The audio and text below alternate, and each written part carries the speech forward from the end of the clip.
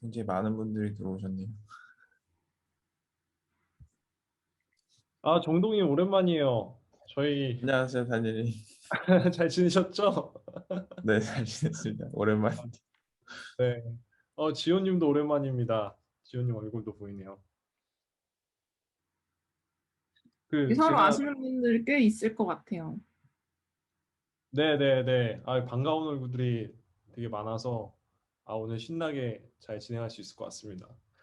제가, 네, 네, 여기, 이거 보드 좀 쓰려고 그러는데, 이거, 퍼미션 좀 줄 수 있나요? 네.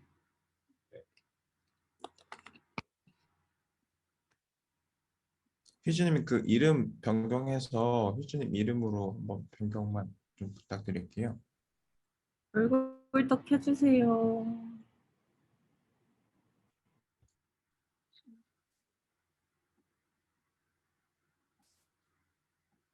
오늘 다니엘님 오신다고 굉장히 많은 분들이 기대를 엄청 하고 오셨습니다. 많이 오세요. 공동 호스트로 드리면 되나요? 그 권한에 화면 공유 활성화 공동 호스트 드리면 될 것 같아요. 네, 다니엘님 지금 혹시 되시나 확인해 드려요. 네, 한번 해보겠습니다. 자주 오시니까 너무 좋아요. 불러주셔서 감사합니다. 그 화면 잘 보이시나요? 네, 네, 화면 잘 보입니다. 검정색 화면, 그쵸? 네, 네, 리믹스 잘 보입니다. 네네. 그리고 제가 콘텐츠 공유. 제가 지금 컴퓨터 두 대로 들어왔어요. 한 대는 지금 아이패드고요. 하나는 지금 컴퓨터인데 제가 일단 아이패드 데니얼 킴이라고 되어 있는 거 그것도 좀 화면 컨텐츠 공유 좀 부탁드릴게요. 제가 거기로 한번 쓰면서 칠판 쓰면서 시작을 할게요. 네. 네, 알겠습니다. 네.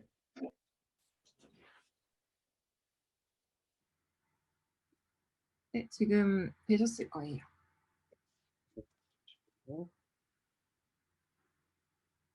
오케이. 완전 강의 제대로 해주시려고 아, 준비를 엄청 하셨. 감사해요. 네, 와, 오늘 너무 좋아요. 이거 없이 하면 너무 어려울 것 같아서 제가 처음에 들어가기 전에 컨셉 설명 좀 한 다음에 들어가는 편이 여러분 좋을 것 같아서 네. 자, 어떻게 이제 진행을 하면 될까요? 아니면 좀 기다릴까요? 진행해 주셔도 이제 돼요. 진행해 주셔도 될 것 같습니다. 간단하게 다니엘님 소개 한번 해주시고 시작하면 아마 들으시는 분들 많이 아시겠지만 이제 네네. 혹시나 해서 네, 네, 한번 소개해 드리겠습니다. 저는 NFT 뱅크의 다니엘이라고 하고요. 오늘 제가 여러분들 여기 특히 이제 스마트 컨트랙트 개발 관심 있는 분들이 오늘 많이 찾는다고 하셔서 그러면은 조금 재밌는 주제로 오늘 한번 라이브 코딩을 해보면 재밌겠다. 스마트 컨트랙트 이런 것들 많이 솔리디티 코드 보실 기회는 있겠지만 실제 이제 이게 개발되는 과정을 그냥 워크스루 같이 하면은 굉장히 쉽게 생각보다 개발할 수 있구나라는 걸 좀 느낄 수 있도록 오늘 좀 재밌는 내용을 한번 진행해 보고자 합니다. 그래서 근데 NFT 뱅크는 다들 어느 정도 좀 아실 것 같아요. 저희 NFT 자산 관리 서비스 만들고 있고 그다음에 그걸 넘어서서 NFT 담보대출 서비스부터 시작해서 ETF 상품, 다양한 NFT를 기반으로 한 금융 상품들 저희가 준비를 하고 있어요. 그래서 오늘 다룰 주제도 사실 저희 내부에서 굉장히 어떻게 보면은 많이 사용하는 그런 기술이 될 거고요. 그래서 근본 기술은 지금 이제 NFT파이, 프랙셔널 아트 이렇게 다양한 서비스들에서 근본적으로 활용하는 좀 비슷한 패턴들을 좀 활용을 해서 오늘 좀 재밌는 내용 진행하려고 합니다.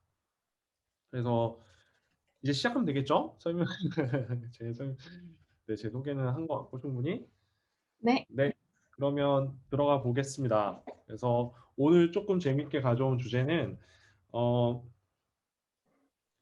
NFT 잠시만요. 네. 우리가 NFT, EX, 그 다음에 fractional sum art 뭐 그 이외에 뭐 NFTX 이런 서비스들이 요즘에 굉장히 좀 핫해요. 얘네들 공통적으로 하는 것들이 뭐냐면 우리가 조각 투자라고 표현하죠. 조각 투자. 그래서 이런 것들을 우리가 fractional ownership이라고 표현을 해요. 그래서 fractional ownership이라는 건 결국에는 여러분들 리츠 상품도 들어보셨을 거예요. 그래서 리츠 상품이라고 하면은 그 우리가 이제 부동산 하나가 있어요. 이 빌딩 하나가 있는데 이걸 혼자서 다 살 수가 없잖아요. 물론 살 수 있는 분들도 계시겠지만 그 통상 뭐 몇백억, 몇천억 정도 하는 이런 빌딩을 혼자서 다 살 수가 없기 때문에 이런 예를 들어서 천억짜리 빌딩을 여러 명이서 나눠서 쪼개서 이제 산다던가 이제 하는 것들이 이제 리츠예요. 그래서 리츠 같은 경우에는 어떤 식으로 이걸 쪼개냐 하면은 이런 건물이 있으면 건물을 이게 증권화를 시켜요. 증권화를 시켜서 이거를 이제 등기부 등본에 네, 이제 이거를 하나의 회사인 양, 그러니까 뭐 정확히는 이게 이 빨간색이 하나의 그 회사라고 쳐볼게요. 뭐 페이퍼 컴퍼니, 주식회사예요. 예를 들어. 그럼 이 주식회사가 외부로부터 이제 돈을 모금을 받은 다음에 그렇게 해서 모은 돈 갖다가 이제 이 빌딩을 통째로 사는 거죠. 그렇게 되면 이 빌딩의 주인은 누구냐 하면은 이 주식회사 법인이 이 빌딩의 주인이 되게 되고요. 그 다음에 이 개개인들은 이 주식회사의 주식을 가졌기 때문에 간접적으로 이 빌딩을 소유하게 되는 거죠. 그래서 예를 들어서 이게 뭐 천억짜리였는데 내가 한 천만 원 정도 투자를 했어. 그러면 뭐 그 빌딩 한 층에 있는 뭐 화장실 정도는 이제 내 지분 소유이겠죠. 그래서 뭐 이런 식으로 기본적으로 하나의 청크가 굉장히 비싼 에셋의 경우에는 혼자 살 수가 없으니까 나눠서 쪼개서 살 수 있도록 이제 하는 것들이 우리가 뭐 금융 전문 용어로는 시큐리타이제이션이라고 표현해요. 증권화라고 표현을 하고요. 그 증권화를 통해서 이제 증권 어떻게 보면은 주식 같은 형태의 어떻게 보면 지분 증서를 교부받게 됩니다. 여기까지 이해 대부분 가셨죠? 그래서 오늘은 이 내용을 실제 컨택트로 개발해 볼 거예요. 그래서 어떻게 보면은 요 빨간 색깔 아까 이 회사라고 표현했던 것들이 이제 한편으로는 바오가 될 수도 있겠죠. 그래서 바오가 이렇게 있어서 바오가 외부로부터 자금을 이제 모금을 한 다음에 모금한 자금을 바탕으로 해서 NFT를 실제 이제 구매를 하는 거죠. 그렇게 해서 이제 구매된 NFT는 여기에 참여한 여러 이제 분들이 자신이 돈을 넣은 만큼 지분 비율대로 이 NFT를 쪼개서 이 일부만큼을 구매할 수 있게 되는 거예요.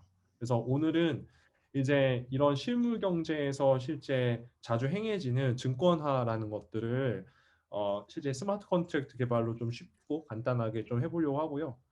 실제 이제 이런 내용들 한번 봐보게 되면은 진짜 가히 이 탈중앙화 금융이라는 게 어마어마하구나. 굉장히 쉽게 우리가 이런 것들을 뭐 이런 SPV 같은 이런 비이클도 굉장히 빠르게 만들고 실제 증권화를 굉장히 쉽게 할 수 있구나라는 것들을 좀 느끼실 수 있을 것 같아요. 자, 그러면 이제 본격적으로 들어가 보겠습니다. 제가 이제 구테어 이거 그 이게 그 아이패드 갖다가 좀 준비를 한 이유가 있는데요. 이게 좀 플로우 다이어그램을 좀 이해를 충분히 하셔야 이 내용을 잘 따라올 수 있을 것 같아요. 이게 조금 복잡성이 있어서 최대한 제가 쉽게 한번 설명을 해보도록 하겠습니다. 잠시만요. 네. 자, 어떤 식으로 구성을 할 거냐면요.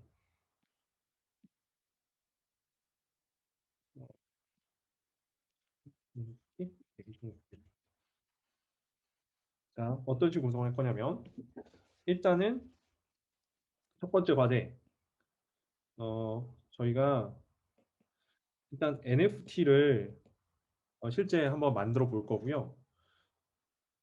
두 번째로는 우리가 ERC 20에 스테이블 코인을 하나 그냥 만들 거예요, 임의로. 그 다음에 어떤 걸 할 거냐면 이 NFT를 증권화를 시킬 거예요. 그래서 증권화 이제 작업을 하게 될 거고요. 그 다음에 네 번째는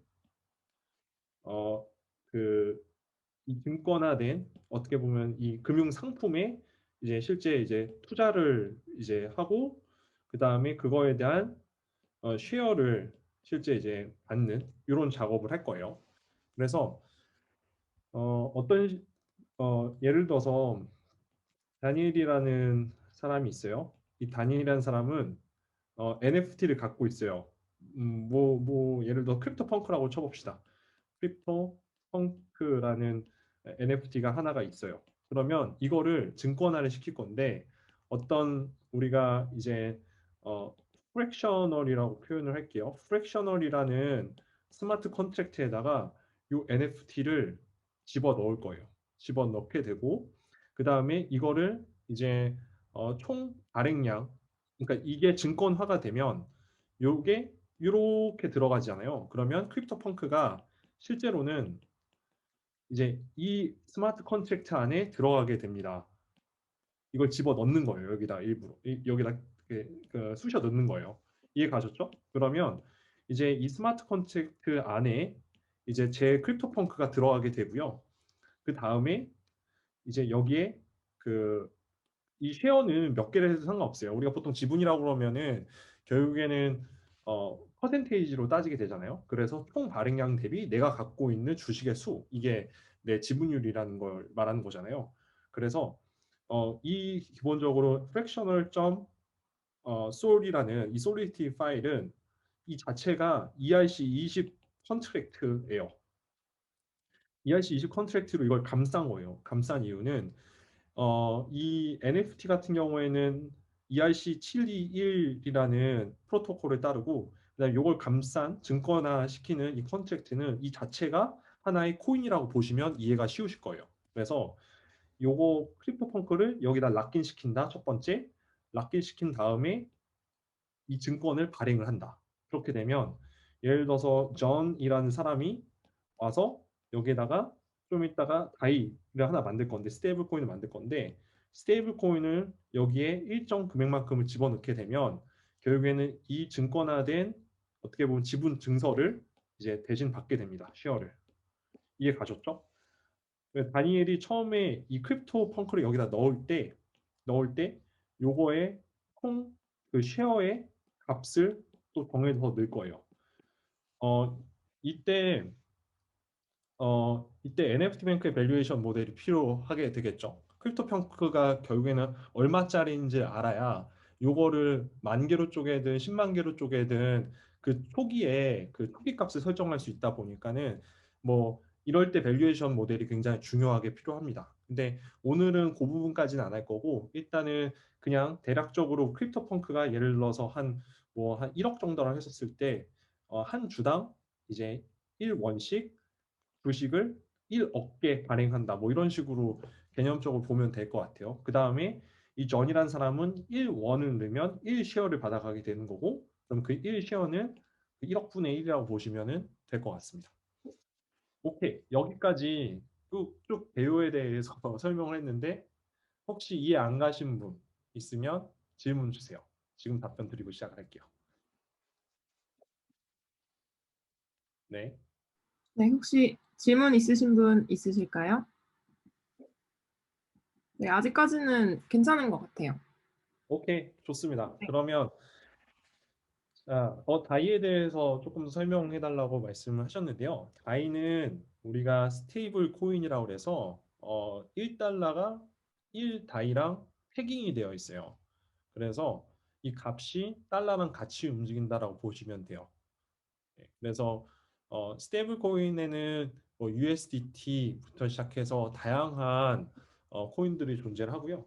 오늘은 이게 스테이블 코인이냐 아니냐는 별로 중요하지 않아요. 대신에 ERC20이라는 다양한 알트 코인을 어떻게 활용해서 NFT를 사는지 이게 좀 핵심인 것 같습니다. 네, 그 다음에 또 질문이 ERC20 증권화 프로토콜에 대한 부가 설명도 부탁드려요 라고 질문 주셨네요. 자, 그러면 조금 더 상세하게 한번 설명을 해볼게요. 자, 일단 프로토콜에 대해서 인터페이스에 대해서 한번 설명을 드릴게요. 그 ERC20이라는 게 있고요. 그다음에 ERC721이라는 게 있고요. 뭐 ERC는 더 많아요. 그래서 ERC가 뭔지 다들 아시겠죠? 네, ERC는 뭐냐면 Ethereum Request for Comment라고 해서 되게 다양한, 그러니까 여기가 탈중앙화 공간이다 보니 우리가 어떤 새로운 이 프로토콜 내에 새로운 어떻게 보면 약속을 하기 위해서는 되게 많은 사람들이 새로운 서제션을 굉장히 많이 주고요. 그 서제션에 의해서 이거는 우리가 공통적으로 프로토콜화시킬 필요가 있겠다 하는 것들이 채택이 되게 됩니다. 그래서 이거 같은 경우에는 20번째로 올라왔었던 프로포저였는데 그게 채택이 된 거예요. 그래서 요 채택된 안건은 뭐였냐면 우리가 이더리움이라는 기축 통화 외에도 다양한 알트코인들을 만들 수 있는 규약을 만들자 하는 게 이제 ERC20이었고요. 그 다음에 세월이 지나 721번째에 또 채택된 게 야 우리가 이렇게 약간 화폐의 느낌을 주는 이런 ERC20 말고도 우리가 어떤 오브젝트나 되게 유니크한 오브젝트들을 나타낼 수 있는 새로운 재화의 에셋 클래스를 인트로듀스를 하자 하면서 나온 게 이 721번째 프로포저예요. 그래서 그게 다른 건 뭐냐면 얘는 이제 펀저블 해서 이제 어떻게 보면은 1 이더랑 그 다음에 1 이더는 어떻게 보면 동일한 가치를 지니기 때문에 쉽게 이게 대체가 가능하잖아요. 이제 그런 것들 이제 펀저블 토큰 이제 ERC20이 그렇고요. 얘네 같은 경우에는 각각의 되게 유니크한 특성을 갖고 있다 보니까 이제 A란 애랑 B란 애랑 이제 완벽하게 동치가 되게 쉽지 않기 때문에 대체가 좀 되게 불가능하거나 힘든 그런 애들을 통칭해서 이제 말합니다. 그래서 이 기본적으로 오늘 두 개의 프로토콜, 두 개의 인터페이스를 좀 활용을 할 거예요. 네. 오늘 질문이 되게 많은데 자, 이제 마지막으로 지금 딱 올라와 있는 것까지만 받고서 이제 진행을 그냥 할게요. 다니엘이 넣은 쉐어가 총 발행량이고 전이 받는 쉐어가 자신의 지분인가요? 제가 집어 넣은 거는 크립토 펑크를 이 안에다가 집어 넣은 거예요. 락인 시킨 거예요. 그래서 락인을 시키면서 내가 가치를 일단 먼저 산정을 해야겠죠. 크립토펑크가 1억짜리, 1억 원이에요. 1억 원. 그러면 저는 쉐어 하나당 1원에 살 수 있고 그런 쉐어의 개수를 서플라이를 예를 1억 개를 하겠다. 그렇죠. 그렇게 세팅한 다음에 제 펑크를 거기다가 락인을 시킬 거예요. 그렇게 되면 이제 전이라는 사람이 와서 거기에다가 10원을 집어넣게 되면 그 1억 개의 1억 개의 그 서플라이 그 토큰들 중에서 10개를 갖게 되는 거고, 그렇죠? 그러면 1000만 분의 1만큼의 소유권을 갖게 되는 거죠. 자, 결국 그 누구도 NFT를 다시 컨트랙터로부터 빼낼 수 없는 거겠네요. 영원히. 토큰이 어느 덱스라도 상장되는 순간 LP에 영구락되는 양이 생겨 100% 회수가 불가능할 테니. 라는 질문 주셨어요. SM님. 네, 아주 좋은 질문이시고요.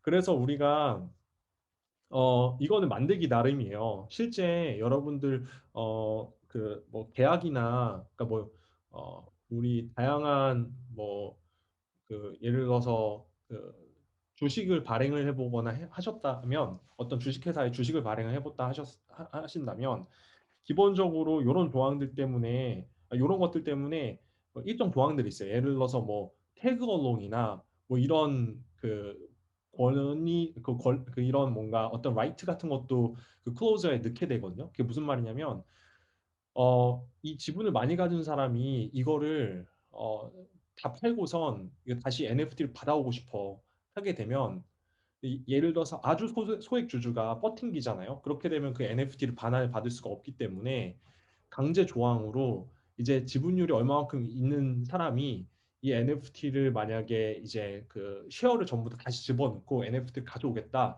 하면은 그런 것들이 가능케 하는 그 조건을 넣으면 돼요. 스마트 컨트랙트 내에. 그렇게 되면 실제 그 NFT를 다시 반환받을 수 있습니다. 대신에 그렇게 되면은 그 지분을 갖고 있던 사람들이 이제 그걸 강제로 어떻게 보면은 뺏기는 거잖아요. 그래서 강제로 뺏기는 건 아니고 그거에 대한 그 시장 가치만큼의 보상을 받고 끝나게 됩니다. 그래서 그거는 어떻게 결정을 하냐의 문제예요. 그래서 스마트 컨트랙트를 내가 만들 때 그런 조건들을 넣어 놓으면 돼요. 일종의 뭐 태그얼롱이나 이런 우리가 실질적으로 이제 다양한 우리 주식 계약에서 쓰는 그런 클로저들을 똑같이 넣으면 됩니다. 뭐 그것보다 더 스마트하게 할 수 있는 방법도 되게 많고요. 끝나고 ERC20, ERC7일 조합과 ERC115에 대해서 비교 설명해 주시면 감사하겠습니다. 네, 이 부분도 제가 끝나고선 한번 말씀을 드릴게요. ERC115 같은 경우에는 기본적으로 게임 아이템처럼 우리가 동일한 NFT를 여러 개 갖고 있는 경우에 예를 들어서 똑같은 거미인데 똑같이 생겼고 스펙도 다 똑같은데 이걸 내가 트랜스퍼 할 때마다 한 땀 한 땀 한 땀 구태여 이렇게 보낼 필요가 없잖아요. 그런 것들 이제 배치 트랜스퍼부터 시작해서 이런 목적으로 좀 동일한 어떻게 보면은 NFT 여러 개를 갖고 있는 경우에 또는 아트 작품이라고 그러면은 우리가 에디션 있잖아요. 그래서 하나의 컬렉션에 여러 개 에디션이 있는 경우에 판화처럼 판화 같은 개념으로 그런 경우에도 115를 많이 쓰고요. 여러모로 이제 그렇게 동일한 NFT가 여러 개에 존재하게 될 경우에는 보통 115를 요즘 많이 씁니다. 자, 오프라인에 있는 건물에 대한 권리를 어떻게 NFT로 만들어 표현할 수 있는 건가요? 아, 제가 아까 예를 들었던 거는 그 건물에 대한 권리를 NFT로 만든다는 게 아니고요. 그 기본적으로 우리가 실물 경제에서 우리가 활용하는 그 컨셉을 그대로 비유하기 위해서 했던 말이에요. 그래서 실질적으로 존재하는 오프라인에 존재하는 건물은 이제 이걸 증권화를 시킬 때는 어떤 트러스트가 돈을 모아서 그 트러스트의 그 명의로 얘를 산다던가 아니면은 어떤 주식회사의 형태로 존재하는 이런 페이퍼 컴퍼니가 이제 그 건물을 이제 사들이는 거죠. 그러면은 그 페이퍼 컴퍼니의 등기부 등본에 이 건물의 이제 소유권이 증명이 되게 되거든요. 그래서 실물 경제는 실제 그렇게 워킹을 하는 거고, 근데 요 비슷한 컨셉을 아까 NFT에 대해서 리츠 상품처럼 이렇게 잘게 쪼개서 사고 팔 수 있는 것들을 표현하기 위해서 좀 비유를 드린 거예요. 그래서 실질적으로 오프라인에 있는 건물을 NFT로 해서 권리를 이렇게 넘기기에는 아직은 법적 제약이 좀 많다라고 보시면 될 것 같아요. 네, 설명 다 이제 답변 다 드린 것 같습니다. 그렇죠? 이제 넘어가도 되겠죠? 네, 네, 넘어가시죠. 좋습니다. 네, 이제 본격적으로 한번 해보시죠. 제가 저는 어, 보통 회사에서는 코딩을 하는 일을 하지는 않고요. 제가 코딩을 참 좋아하는데 제가 그 코딩을 할 수 있는 기회는 저에게 주어지지 않아서 오랜만에 저도 코딩을 해보는 거예요. 자, 한번 진행을 한번 해봅시다. 화면 잘 보이시죠? 네. 릴렉스? 네, 그럼 진행하겠습니다. 그러면 자, 일단 오늘 아마 이게 녹화가 진행이 되는 거다 보니까 오늘 따라 하실 분들은 따라 하셔도 좋고요. 아닌 분들은 녹화본 다시 보시면서 하셔도 좋을 것 같아요. 아, 녹화본 공유해도 괜찮을까요? 녹화본이요. 네. 네, 그 공유하셔도 괜찮습니다. 아, 네, 좋습니다. 네, 잠시만요. 네, 마찬가지로 아직 화면 보이시죠? 제가 비디오는 껐어요. 자, 일단은 처음 시작은 NFT 발행부터 먼저 해볼까요?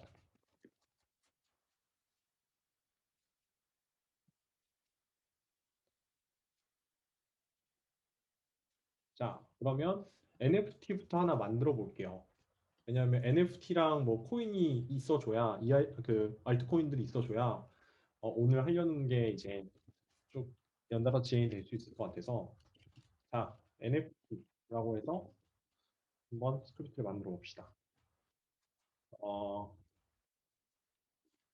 이거 같은 경우에는 솔리디티 버전을 나타내는 건데요. 이거 아무거나 해도 돼요. 그냥 적당히 이제 5.8점 뭐 자, 우리가 NFT를 만든다고 했을 때 아까 ERC7일 규격을 따른다고 했잖아요. 그래서 요거 인터페이스를 그대로 가져올 거예요. 그러면 우리 오픈 제필린을 제일 많이 쓰고요. 오픈 제필린에서 요 라이브러리 임포트를 하면 됩니다. 그래서 잠깐만요. 제가 쉐어를 다시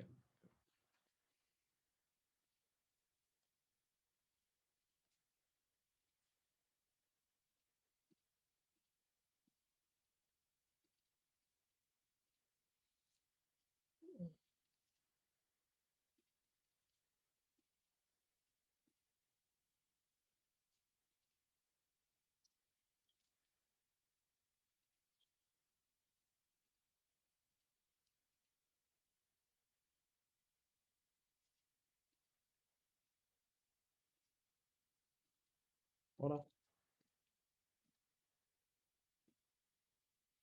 이게 제가 전체 화면 어떻게 했나요?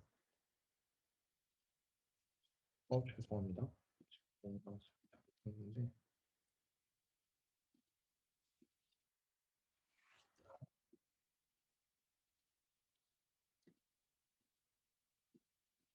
역시 이게 라이브 하면 또 이게 묘미죠. 지금 그쵸? 잠깐 엔딩이 났습니다. 잠시만요. 이게 제가 쉐어를 이게 지금 한 화면만 쉐어가 되어 있는데 전체 쉐어를 좀 하고 싶은데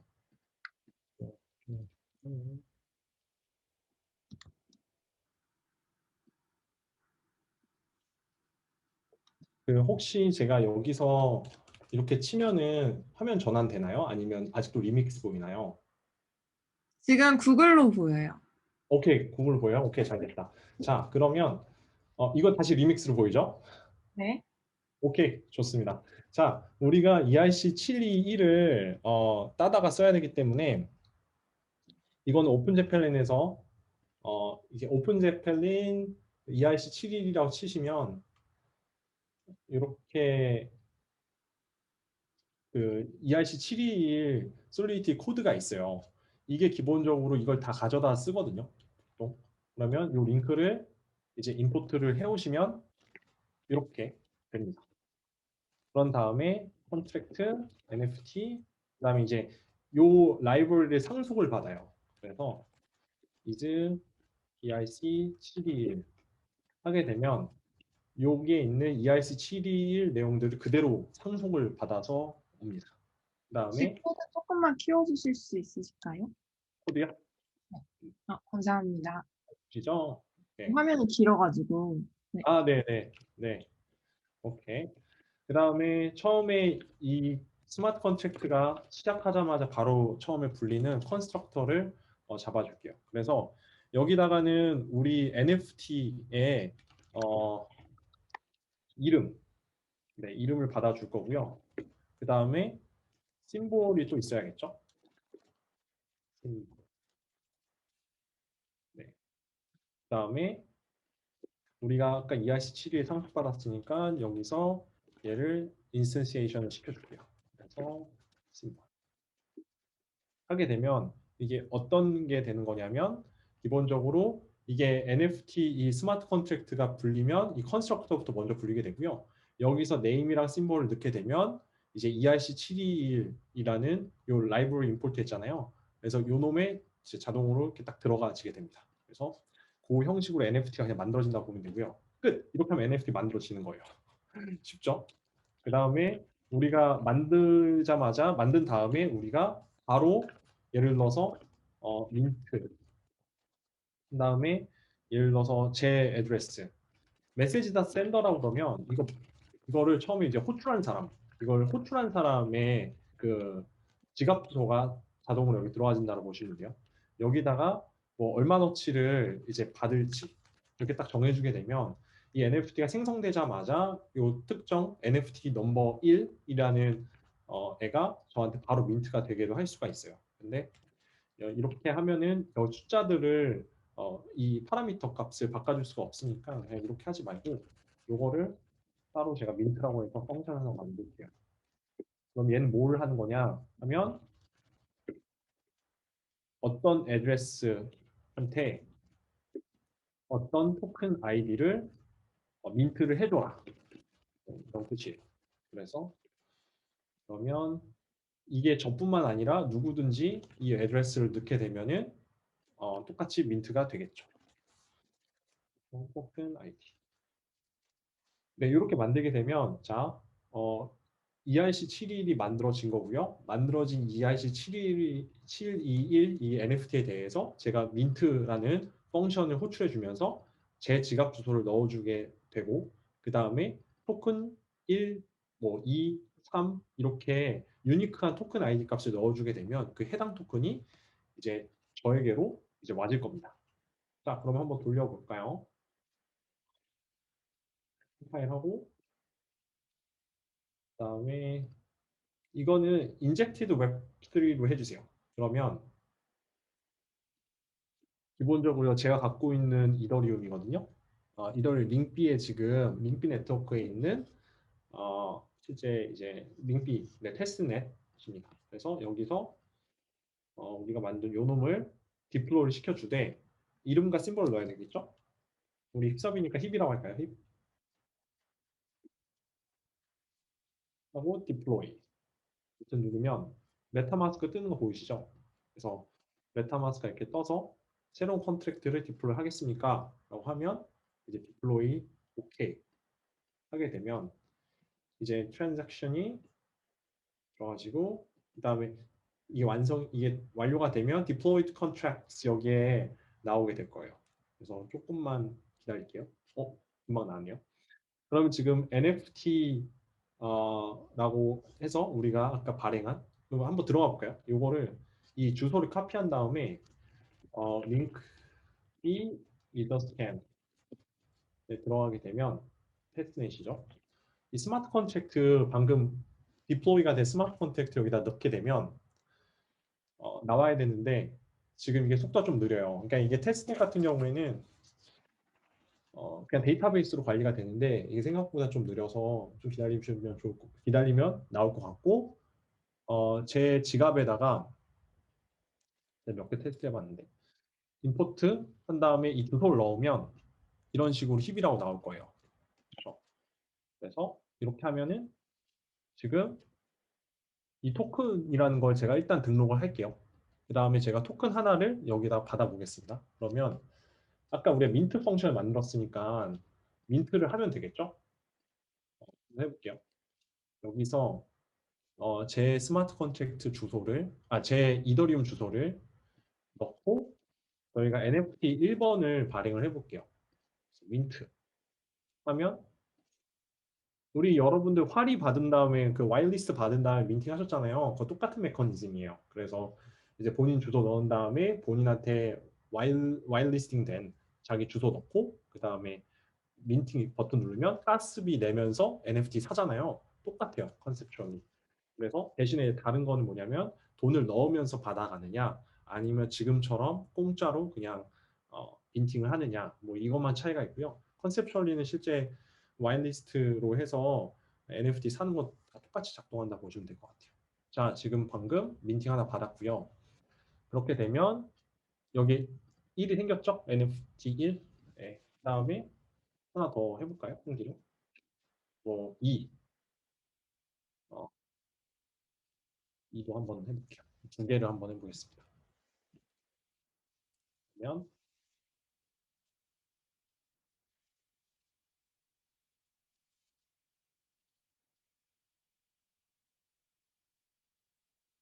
네, 2도 아마 나왔을 거예요. NFT 2.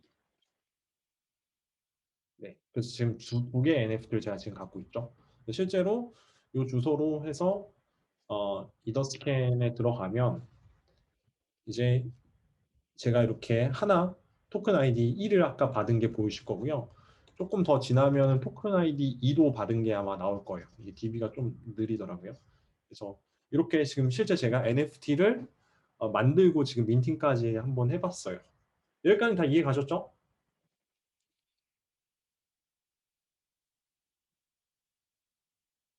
네, 혹시 네 질문 있으신 분은 네, 빠르게 지금 남겨주시면 빠르게.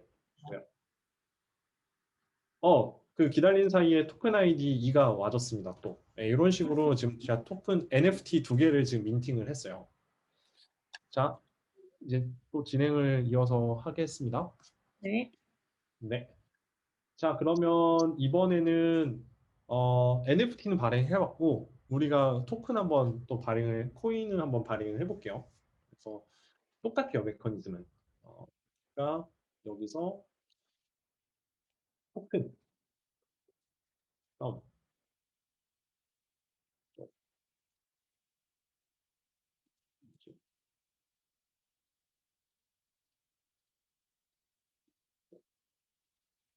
토큰 점프. 그러면 제가 이 부분 그대로 카피해 갈게요. 이 부분 그대로 카피를 하되 바꿔야 되는 건 뭐냐면 마찬가지로 오픈제펠린에 이게 ERC20이라는 애가 또 올라와 있어요. 그다음에 여기도 그러면 20으로 바꿔주시면 똑같이 금방 쉽게 만들 수 있겠죠. 자, 이제 거의 복습이라 생각하시면 될 것 같아요. 자, 똑같이 해봅시다. 그래서 contract 그 다음에 토큰은 뭐로 할까요? 토큰은 갭이 네, 힙갭이니까 갭이 ERC20 그렇죠? 그 다음에 똑같이 처음에 분류해야 되니까 construct에다가 ERC20에 요거는 그냥 제가 직접 그냥 여기다가 그대로 박아버릴게요. 그래서 갭이라는 토큰이 있습니다. 그래서 이렇게 부르게 되면 이제 갭이 토큰을 이제 발행을 바로 한 거예요. 그다음에 마찬가지로 이것도 편의를 위해서 제가 민팅을 또 할 수 있는 기능을 넣어 놓을게요. 그래서 이것도 이 애드레스에 요만큼에 대해서 바로 민팅을 받을 수 있도록 할게요. 그다음에 민트 또 어마운트 이렇게 하게 되면 아까 NFT 발행한 거랑 거의 똑같아요. 굉장히 쉽죠? 자, 그러면 이것도 디플로이를 한번 해보겠습니다. 자, 여기서 예죠? 네, 디플로이 하면 또 나왔죠? confirm 하면은 들어가 볼까요? 리더스캔 이런 식으로 지금 펜딩이 걸려 있어요. 처리가 지금 되고 있을 거예요. 네, 완료된 것 같습니다.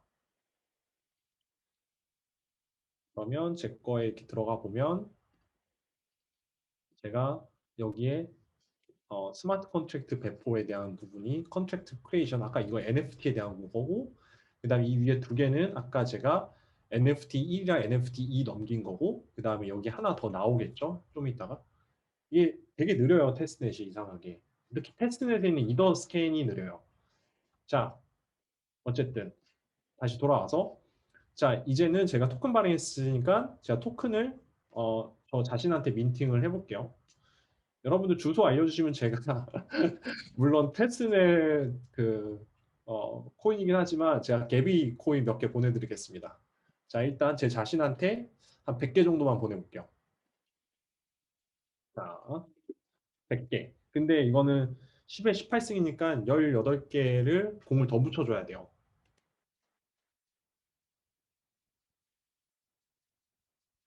자 그러면 이게 총 100개의 코인을 제 지갑으로 한번 넘겨보겠습니다. 자 그런 다음에 요 지갑 주소를 요 스마트 컨트랙트 주소를 제가 마찬가지로 여기다가 임포트를 해 놓을게요. 짜자잔 개비코인 100개 보이시죠? 개비코인 100개 자 지금 개비코인 100개가 생겼습니다. 그래서 이 개비코인 이제 100개로 네, 그 강민우님 제가 개비코인 10개 드리겠습니다. 네, 개비코인 10개 선물입니다. 네, 근데 네, 성아님도 10개 보내드리겠습니다. confirm. 근데 이게 참 돈 찍어내는 게 쉬워요. 그렇죠? 아, 잘못해서 이더리움 보낼 뻔했네. 네, 데뷔 10개. 자, 이제 끝. 이제 더 이상 네, 더 이상 이제 끝. 네, 끝나고 또 보내드리도록 할게요. 마지막. 네, 개비코인 또 10개 받으세요. 네, 다들 잘 도착했을 거고요. 네, 개비코인 발송 마감입니다. 네, 개비코인 이제 그 8개로 줄었어요. 자, 이제는 본격적으로 시큐리타이제이션을 한번 해볼게요. 그래서 프랙셔널 오너십으로 이제 쪼개는 거. 그래서 지금 개비코인 받으신 분들은 제가 요 시큐리타이제이션 하는 스마트 컨트랙트를 만들면 실제로 구매도 아마 하실 수 있을 거예요. 자, 그러면 한번 이제 본격적으로 프랙셔널 오너십 부분을 이제 진행을 해보도록 하겠습니다. 자, 어, 여기다 홈트탄을 만들게요.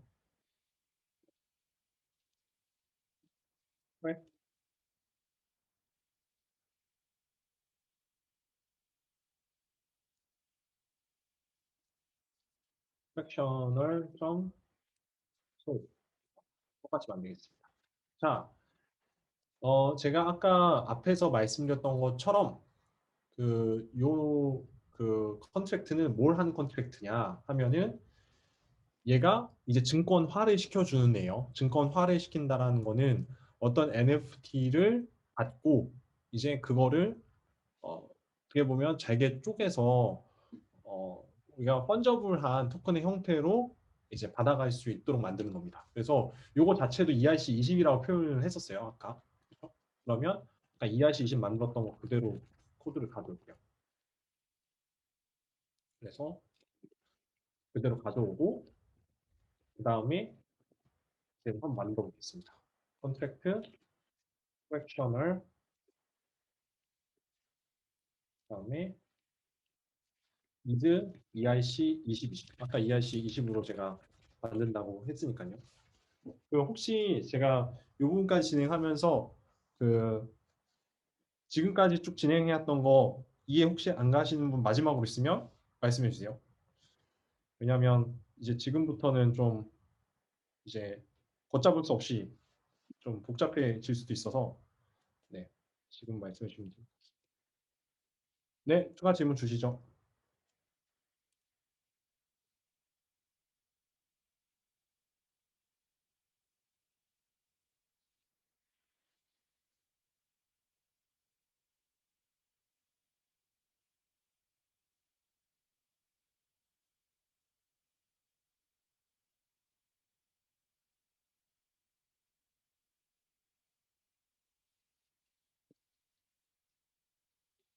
네, 그 관계 다시 한번 설명을 드릴게요. 아, 네. 일단은 그 중간에 오도원님께서 질문 주셨는데 NFT 토큰 프랙셔널 관계 다시 한번 부탁드립니다라고 하셨어요. 자, NFT 발행했고요. 그 다음에 토큰 발행을 했어요. 그 다음에 fractional.soul이라는 컨트랙트는 뭘 해주는 거냐면 걔가 이 NFT를 잡아먹을 거예요. 잡아먹을 거고 그 다음에 우리는 자, 그 이 프랙셔널이라는 애의 지분 증서를 받을 거예요.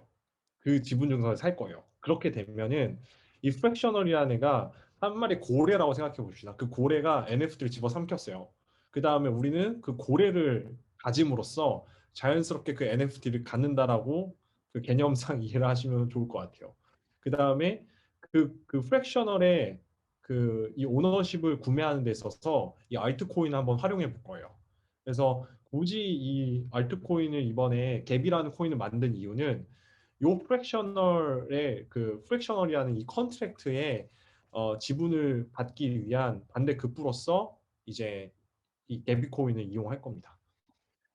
자, 그 다음에 지호님, 그 아트워크의 데이터가 IPFS랑 Arweave 같은 곳에 어느 단계에 어떤 과정으로 저장이 되는 걸까요? 네, 되게 좋은 질문이세요. 일단 우리가 그 PNG 파일이나 뭐 JPEG 파일들을 IPFS에다가 먼저 올려요. 먼저 올리게 되면은 그게 결국에는 그 이 이미지 파일은 0과 255 사이에 그 값으로 존재하는 그 값들의 매트릭스잖아요. 그러면 그 값들, 그 픽셀 값들 이 하고 한 9개인데 추천 한 명을 해야지. 지금 잘못 들리는 것 같습니다.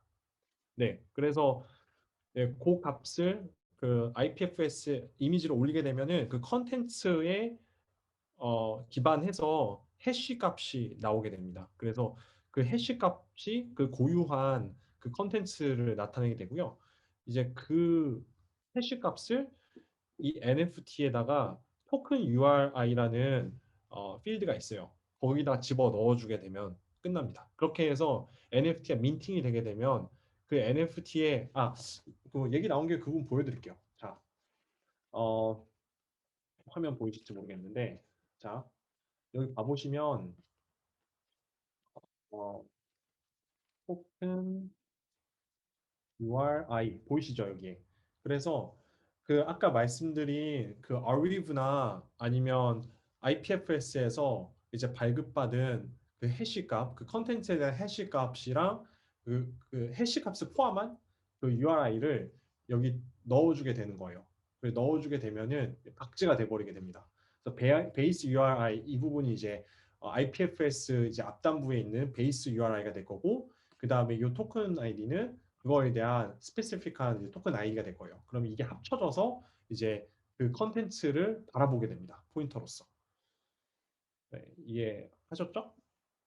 네, 그래서 그 IPFS나 어리브 같은 곳에 어느 단계에 되냐라고 하면은 두 개가 좀 상이에요. 일단은 이미지를 어리브나 IPFS에 올리는 과정이 먼저 선행돼야 되고, 그렇게 해서 그 특정 그 URI를 갖게 되면 그 이제 해시 값을 포함한 그 URI를 갖게 되면 그 놈을 이 NFT를 민팅을 할 때 집어 넣어서 민팅을 해주면 돼요. 그럼 박제가 돼버리겠죠. 그러면 다시는 바꿀 수 없게 될 거예요. 네, 그런 식으로 존재한다고 보면 됩니다. 자, 이제 그 질문 받을 만큼 받은 것 같고 다시 이어서 한번 진행해 보도록 하겠습니다.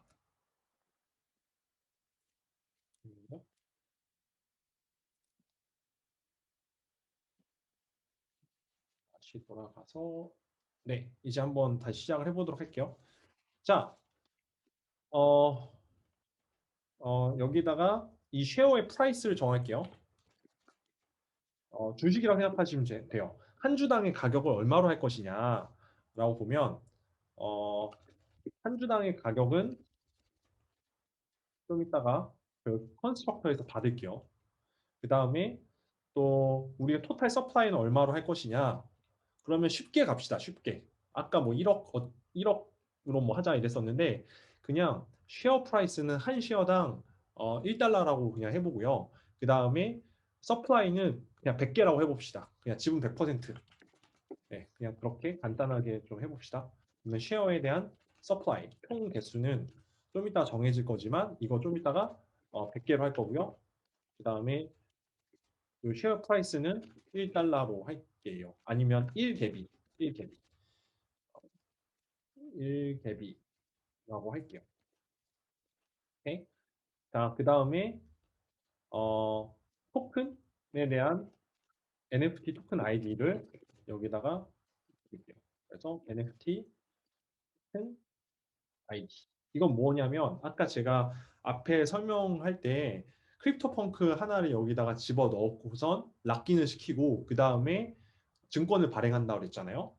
우리 같은 경우에는 아까 힙이라는 NFT를 발행했으니까 그 힙의 특정 NFT 하나를 여기다 집어 넣을 거예요. 그힙 1을 넣을 수도 있고 힙 2를 넣을 수도 있겠죠.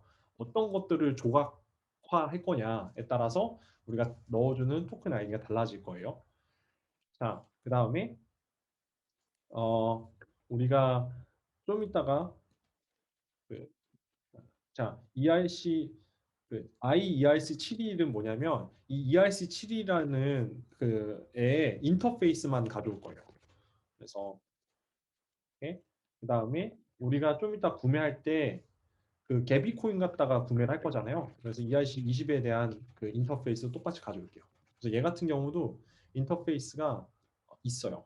그래서 얘도 한번 들어가 보면 ERC20이라고 있으면 봐보면 ERC20이라는 애가 점 쏘리라는 애가 있고 IERC20 점 쏘리라는 애가 있어요. 그래서 아까 ERC20 우리가 썼던 거는 이놈이에요. 그래서 여기에 다양한 값들이 있죠. 뭐 예를 들어서 밸런스 오브 그러면 어떤 어카운트에 얼마만큼의 밸런스를 갖고 있냐, 잔금을 갖고 있느냐. 그다음 트랜스퍼는 누구에게 얼마를 보낼 것이냐. 이런 함수들이 정의가 되어 있어요. 그다음에 어프로브 같은 경우에는 누가 나 대신 얼마만큼을 나중에 전송할 수 있도록 우리가 어프로브를 해줄 것이냐. 그래서 여러분들 뭐 NFT 사거나 아니면 뭐 디파이 하거나 이때 어프로브 많이 하실 거예요. 그 approve가 요 펑션이에요. 그래서 요거를 그 특정 스마트 컨트랙트가 나 대신에 요만큼의 할당된 양만큼은 알아서 처리해 줄 수 있도록 허락을 해주는 거예요. 그래서 여러분들이 잘못돼서 스캠 사이트 이런 데서 어프로브 해주고 그러시게 되면은 이제 문제됩니다. 그렇죠? 이게 그만큼의 돈이 되게 자유롭게 거기서 스pen딩이 될 수 있는 네, 상황이 되기 때문에 되게 위험해질 수 있어서 좀 조심을 해야 될 거고요. 자, 어쨌든 이건 ERC 20에 대한 거고 IERC 20은 뭐냐면 아까 봤던 거에는 상세에 실제 내용들이 있었는데 여기는 상세 내용이 없죠. 예, 딱 인터페이스만 있어요. 어떻게 얘가 생겼는지. 그래서 인풋과 아웃풋이 뭔지에 대해서만 인터페이스만 간략하게 있다라고 보시면 돼요. 왜냐하면 모든 ERC 20은 다 같은 규격을 따르기 때문에 이제 그 ERC 20에 대한 인터페이스만 가져올 겁니다. 그래서 이것도 이 URL을 그대로 가져와서 임포트를 해줄게요. 그 다음에 우리가 ERC 7에 대한 인터페이스도 필요하니까 이 부분만 바꿔 껴줄게요. 오케이. 됐죠? 네. 그러면 이제 어떻게 할 거냐? 이 부분에서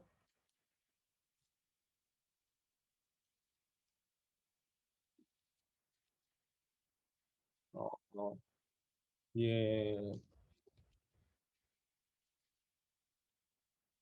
네. 그리고 이거는 처음에 저만 통제할 수 있어야 되니까 여기에다가 오너라는 것도 받아 놓을게요. 그래서 컨스트럭터를 불러주고 컨스트럭터에는 뭐뭘 받을 거냐면 위에서 string memory name 이 증거나 코인에 대한 네임을 이것도 넣어줄 거고요. 그 다음에 마찬가지로 이것도 심볼을 넣어줄 거고요. 그 다음에 address NFT에 대한 address를 넣어줄 거예요. 요거는 어떤 NFT냐? 아까 힙이라고 만든 주소 있었잖아요. 그 주소를 넣어주면 되고요. 그 다음에 그 NFT에 어떤 토큰을 여기다가 락인 시킬 것이냐. 그렇죠? 그 다음에 뭐 쉐어 프라이스는 얼마로 할 것이냐 넣어주면 좋을 것 같고 그다음 토탈 서플라이도 아까 넣기로 했었죠. 총 아까 100개를 넣는다 그랬었어요. 그 다음에 우리가 아까 개비 코인 만든 거 있었잖아요. 개비 address 그러면 네, 이거 개비죠. 개비. 그래서 이 개비. 그러면 이거를 받아서 이제는 ERC20을 인스턴스를 만들어 주면서 네임과 심볼을 넣어 줄 거고요. 그러면서 여기에다 바로 해서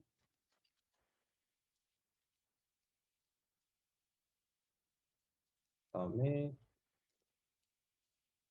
NFT도 우리가 정해야겠죠. NFT 얘는 ERC 721로 감싸주면서 여기에다가 이 주소만 넣어주면 돼요. 그 뜻은 뭐냐면 우리가 아까 힙이라는 NFT 만들었잖아요. 그 주소만 넣어주게 되면 그거를 IERC라는 이 인터페이스로 되어 있는 애 있잖아요. 여기다 넣어주게 되면은 그 실제 NFT를 얘는 NFT 그 NFT라고 보시면 돼요. 네, 그 NFT가 실제 이제 인스턴시에이션이 됐다라고 보시면 될 것 같습니다.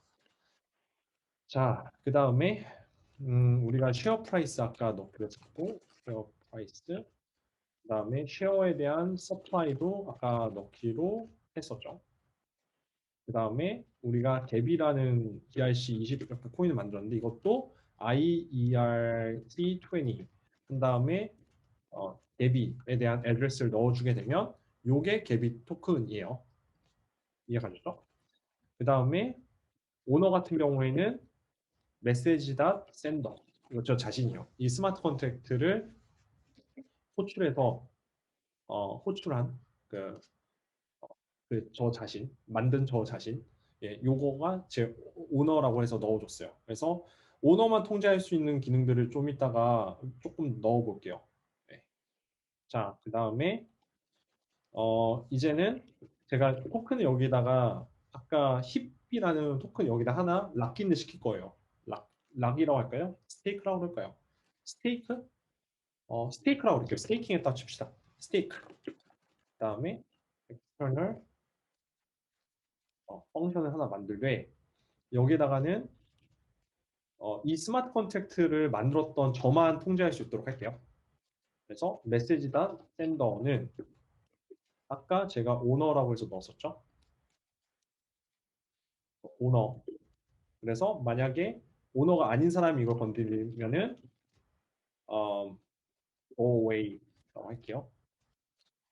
그 다음에 만약에 이게 제가 맞으면 이제 이 다음 코드가 실행이 되겠죠. 만약에 여기서 오너가 아닌 사람이 이걸 실제 이 스테이크라는 함수를 호출하게 되면은 함수가 fail이 날 거예요. 그래서 스마트 컨트랙트, 솔리디티의 스마트 컨트랙트는 전부 다 아토믹한 그 방식으로 작동을 해요. 무슨 말이냐면 이 중에 코드 하나라도 에러가 나게 되면 전체가 리버트가 나버리게 됩니다. 그래서 나중에 또 기회가 되면은 제가 뭐 플래시 런 이런 거 한번 보여드릴게요. 플래시 런이 작동하는 방식도 똑같아요. 하나의 요 트랜잭션 내에서 하나의 이제 이 처리되는 과정 속에서 돈을 앞에서 빌리고 그 다음에 어떤 일련의 행위들을 하고 그 다음에 마지막에 갚는 것까지가 한 번에 다 끝나버리게 돼요. 하나의 이 트랜잭션에서.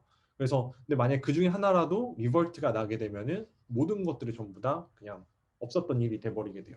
그래서 뭐 그거는 다음에 또 기회가 되면은 또 재밌게 한번 해보면 좋을 것 같고. 자, 어쨌든 이게 만약에 샌더가 자신이 맞다라고 그러면 이 NFT를 제가 갖고 있는 NFT를 transfer from 네. 여기서 제가 갖고 있는 NFT를 요 스마트 컨트랙트에다가 넣어줄 거예요. 자, 요 부분 제가 아까 NFT라고 표현한 건 뭐였냐면 여기 앞에 봐보면 요 NFT 요거는 제가 컨스트럭터에서 이 NFT 어드레스를 받아줬어요. 이 NFT 어드레스는 우리 아까 힙 토큰 만들었잖아요. 그 힙 토큰에 대한 주소값을 넣어줄 거예요. 그리고 이렇게 감싸게 되게 되면은 요게 실제 NFT라 보면 되고 그 NFT가 를 transfer from이라고 그러면 A에서부터 B에게 어떤 토큰을 넘기겠다. 네, 이런 내용이라고 보시면 될 것 같아요. 자, 이해 다 되셨나요? 여기까지. 혹시 이해 안 되신 분 있으면 들려주세요. 자, 그러면 여기까지 일단 만들었으니까 한번 실행을 한번 해볼까요? 먼저. 어, 아니면 네, 한번 그냥 실행을 해보죠. 쪼개서 가죠. 자, 그러면 fractional.soul이라는 컨트랙트를 컴파일하고 여기 있죠. 자, 여기서 어, 네임이랑 심볼이랑 우리가 뭐뭐 넣었어야 됐냐라고 보면 네임 심볼 그다음에 NFT 애드레스 토큰 아이디 이렇게 뭐 등등 넣어줘야 되잖아요. 이렇게 펼친 다음에 하나씩 넣어볼게요. 여기서 fractional이라고 그냥 심볼이랑 이걸 다 지을게요. 그다음에 NFT 이 애드레스는 아까 우리 만들었을 때 NFT 있죠? 힙 NFT 요거를 주소를 넣어줄게요. 그다음에 여기다가 이 힙 NFT 중에 1번 NFT를 집어넣을 거고요. 퀴어 프라이스는 아까 1개비로 하기로 했죠. 그 다음에 토탈 서플라이는 100개를 할 거예요. 근데 10에 18승이어야 되니까 1, 2, 3, 4, 5, 6, 7, 8, 9, 10 1, 2, 3, 4, 5, 6, 7, 8 100개 그 다음에 개비 애드레스가 요거죠. 요거를 넣어줍니다. 그래서 한번 해볼까요? 하면 짜자잔 됐습니다. 자, 좀만 기다리면은 이 fractional이라는 스마트 컨트랙트가 올라가질 거예요. 자, 그러면 성공했죠. 올라가줬습니다. 올라가줬고, 자, 그러면 이제 뭐를 해볼 것이냐 하면은, 어, 자, 여기에 토큰, 이렇게. 제가 스테이크를 한번 해볼게요. 여기다가 실제 토큰 아이디 넣었으니까, 네, 실제 여기다 스테이킹을 한번 해볼게요. 아까 힙 1이라는 NFT를 여기다가 한번 넣어볼게요. 그러면 여기 프랙셔널이라고 나왔고요. 여기에 스테이크를 누르게 되는 순간 제 NFT 힙 NFT 1이 로 넘어가지게 되겠죠? 자, 근데 여기서 에러가 났어요. 에러가 난 이유는 여기에 나오네요. 메시지가 execution reverted. ERC 721 transfer caller is not owner nor approved. 그래서 approve를 안 받아서 트랜스퍼를 못 한다는 거잖아요. 그러면 아까 이 NFT 있죠? 이 NFT 여기에 approve를 해줘야 돼요. 제가 아까 approve를 간단하게 설명해 드렸는데 누구에게 이 특정 코인을 에 대한 그 뭐랄까 전송할 수 있는 권한을 줄 것이냐의 문제예요. 그러면 결국에는 아까 이 프랙셔널이라는 요 놈이 제 NFT를 대신해서 일로 옮겨주는 거잖아요. 이해하셨죠? 그래서 어프로브를 해줘야 돼요. 여러분들 그 뭐 다양한 이런 앱들 써보셨으면 클릭해서 막 갑자기 어프로브 하라고 뜨는 것들 많을 거예요. 뭐 수시 수합이나 유니 수합이나 이런 거 처음에 쓰려고 그러면 그 페어 처음 쓰게 되면 어프로브 처음에 해주라고 하잖아요. 왜냐하면 돈을 내 쪽에서 이제 옮겨야 되다 보니까 그래요. 그러면 마찬가지로 요 스마트 컨트랙트가 내 1번 NFT에 대해서 통제할 수 있는 권한을 어프로브 해주겠다. 그렇죠?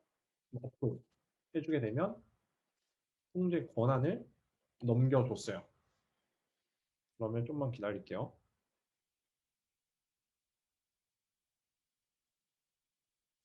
자, 그 통제권을 넘겨주면 이제 스테이크를 하게 되면 여기서 transfer from 해서 제 자신에서부터 이 스마트 컨트랙트 address 한 다음에 this라고 하면 이 스마트 컨트랙트의 주소를 말해요. 거길로 이 토큰 1번 토큰을 보내겠다 이거기 때문에 스테이크를 누르게 되면 이제 곧 될 거예요. 한번 해볼까요? 짜자잔. 네. 아까는 에러가 났었는데 지금 에러가 안 났죠. 왜냐하면 이 프랙셔널이라는 스마트 컨트랙트에다가 제 NFT를 넘길 수 있는 권한을 준 다음에 지금 다시 하니까 지금 됩니다. 그래서 컨펌을 해주게 되면 자 이게 일로 옮겨질 거예요. 그러면 제가 아까 이 힙이라는 NFT 두 개 갖고 있었는데 이거 한 개로 줄 거예요. 일로 이제 스테이킹이 되니까 그럼 이제 스테이킹 들어가지는 겁니다.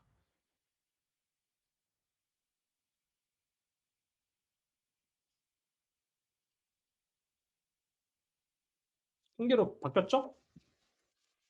다들 보이시죠?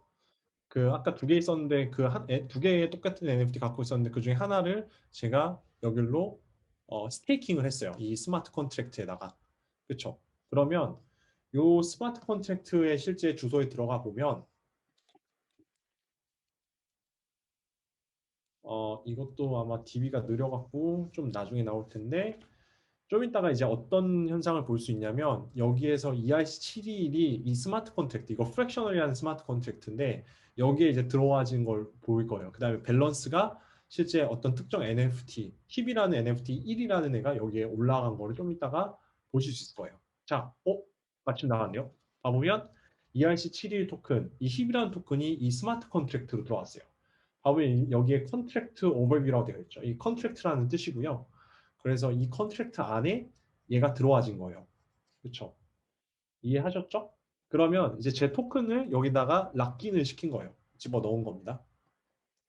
자, 그 다음에 제가 이제는 뭐를 해볼 거냐면 실제 여기에 100분의 1개를 한번 구매를 해볼게요. 아, 근데 지금 제가 여기 스테이킹 하는 기능만 만들었잖아요. 실제 그 주식을 실제 사는 그 기능까지를 한번 다시 추가를 한번 해볼게요. 자, 어, 펑션 그러면 by 어, 네, 뭐 쉐어를 한번 여기서 바이가 맞고 쉐어를 구매를 해볼게요. 자, 구매를 할 때는 결국에는 몇 개의 그 토큰을 구매를 하겠느냐. 자, 제가 그러면 10분의 1개만큼을 구매를 해보는 걸로 할게요. 10분의 1개만큼을 제가 구매를 하겠습니다.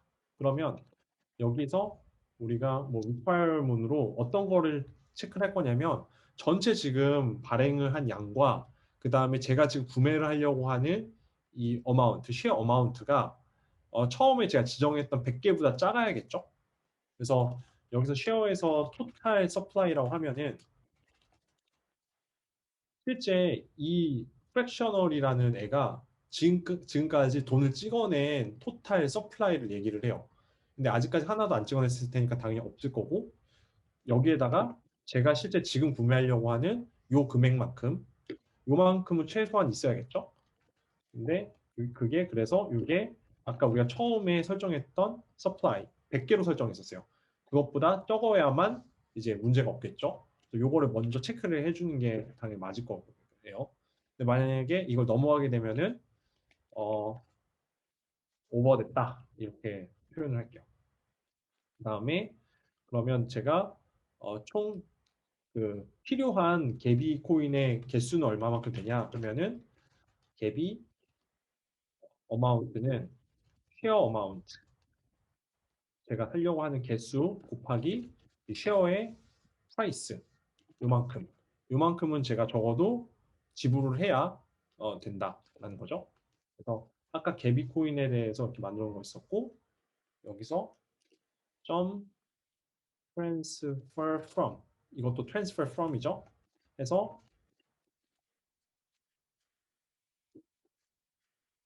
제가 여기로 위에서 한 이 갭이 어마운트 요만큼에 대해서 보낼 거예요. 자, 이해하셨나요? 제가 뭘 하려고 그러냐면 실제 주식을 이제 구매하려고 하는 거예요. 그러면 몇 개의 주식을 구매를 하려고 하냐? 그럼 예를 들어 제가 10개를 구매하고 싶다 해볼게요. 이게 최초에는 토탈 서플라이가 0일 거예요. 얘가 하나도 찍어준 게 없으니까 0 더하기 1, 10, 10. 그쵸? 0 더하기 10, 10개 살 거니까 그게 토탈 서플라이 제가 100개로 지정한다 그랬잖아요. 100개보다 적을 경우에 통과가 되면 그러면 10개 그쵸? 곱하기 쉐어 프라이스 제가 이거를 1개비로 아까 한다라고 설정해 놨었잖아요. 1개비 만큼을 하게 되면 저는 개비를 총 10개를 준비를 해야 되는 거죠. 그래서 그 개비를 트랜스퍼해서 제 지갑에서부터 이 스마트 컨트랙트에다가 10개를 집어 넣을 거예요. 그렇죠? 그 지불했다라는 거죠. 10개만큼을. 그런 다음에 이제 뭘 해야 될까요? 당연히 이거를 이제 집어 넣었으니까 이제는 요 증권을 받아야 되죠. 증권을. 자, 그러면 요 증권이 민트가 돼서 MSG 샌더인 저에게 이 실제 제가 구매하려고 했었던 쉐어의 개수만큼을 저한테 지분으로 주면 되는 거죠. 끝. 자, 한번 돌려봅시다. 그러면 아까 만들었던 거는 그냥 날려버리고 다시 한번 해봅시다. 여기서 딱 프랙셔널 이 스마트 컨트랙트 다시 배포하는 거예요. 그래서 아까 NFT 애드레스는 요거고 토큰은 1이었고 잠깐만요. 제가 아까 1을 거기다 락인을 시켜버렸었죠. 그러면 얘가 아마 2였을 거예요. 그러면 이번엔 2를 락인 시킬게요. 그 다음에 이건 1갭이고 토탈 서플라이는 100개고 그 다음에 갭이의 코인 어드레스는 요거죠. 그래서 트랜잭션을 넣으면 자 똑같아요. 아까 했듯이 프랙셔널이라는 증권화를 시켜주는 그 스마트 컨트랙트에다가 제가 갖고 있는 12 토큰, 넘버 2 토큰을 여기다가 집어넣어서 집어넣을 거예요. 좀 이따가 스테이크라는 버튼 누르는 순간 이제 가질 거예요. 그렇죠? 자, 그러면 우리가 미리 준비해 놓읍시다. 아까 뭘 준비해 놨어야 했냐면 어프로브를 해줘야 된다 그랬잖아요. 그래서 요 프랙셔널이라는 요 스마트 컨트랙트가 통제할 수 있도록 요 스마트 컨트랙트가 내 개비 토큰 2라는 애를 통제할 수 있도록 어프로브를 해준다. 그래서 어프로브를 해줄게요. 그래서 봐보면 give permission to access your heap 이렇게 나와요. 오케이. 그러면 권한을 준 거예요. 권한을 줬고 그렇게 되면 제가 좀 이따가 권한이 네, 그 트랜지션이 완료가 되게 되면 제가 스테이크를 누르게 되는 순간 제 힙 토큰 2가 이 프랙셔널이라는 컨트랙트에 들어가실 거예요. 자, 스테이크 했죠? 자, 넣었죠? 지금 집어 넣었습니다. 그 다음에 이제 이거 그러면 아까 전처럼 이 스마트 컨트랙트 안에 제 힙 넘버 2가 들어가서 지금 락인이 됐어요. 스테이크가 됐어요. 자, 어떤 사람이 와서 이거를 살려고 해요. 그렇죠? 그러면 이제 개비 토큰 10개 갖다가 이 프랙셔널이라는 토큰 이 지분 중에서 10%를 살게요. 그러면 어떻게 하면 되냐면 바이 쉐어 여기다가 10개를 사겠다. 아마 에러 날 거예요. 왜? 왜냐하면 개비 토큰 옮겨야 되잖아요. 그러면 어프로브를 또 해줘야겠죠. 근데 안 한 상태에서 아마 하면은 에러가 날 겁니다. 잠깐만요. 10에 18승이죠. 2, 3, 4, 5, 6, 7, 8, 9, 10, 1, 2, 3, 4, 5, 6, 7, 8. 자, 하면 에러 나겠죠. 네, 에러 날 거예요. 왜냐하면 이것도 우리가 이 토큰에 가서 이 스마트 컨트랙트가 통제할 수 있도록 어프로브를 해줘야겠죠. 그래서 이 스마트 컨트랙트가 이거를 쓸 수 있도록 어프로브를 먼저 해줍니다. 그러면 자, 어프로브. 그러면 이제는 좀 있으면은 이 프랙셔널이라는 스마트 컨트랙트가 제 코인을 또다시 옮길 수 있는 권한을 받게 돼요. 좀만 기다릴게요.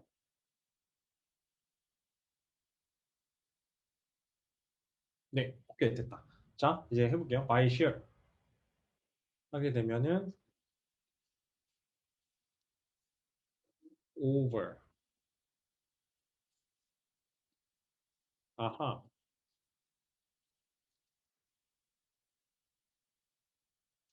잠깐만요. 1, 2, 3, 4, 5, 6, 7, 8, 9, 10 1, 2, 3, 4, 5, 6, 7, 8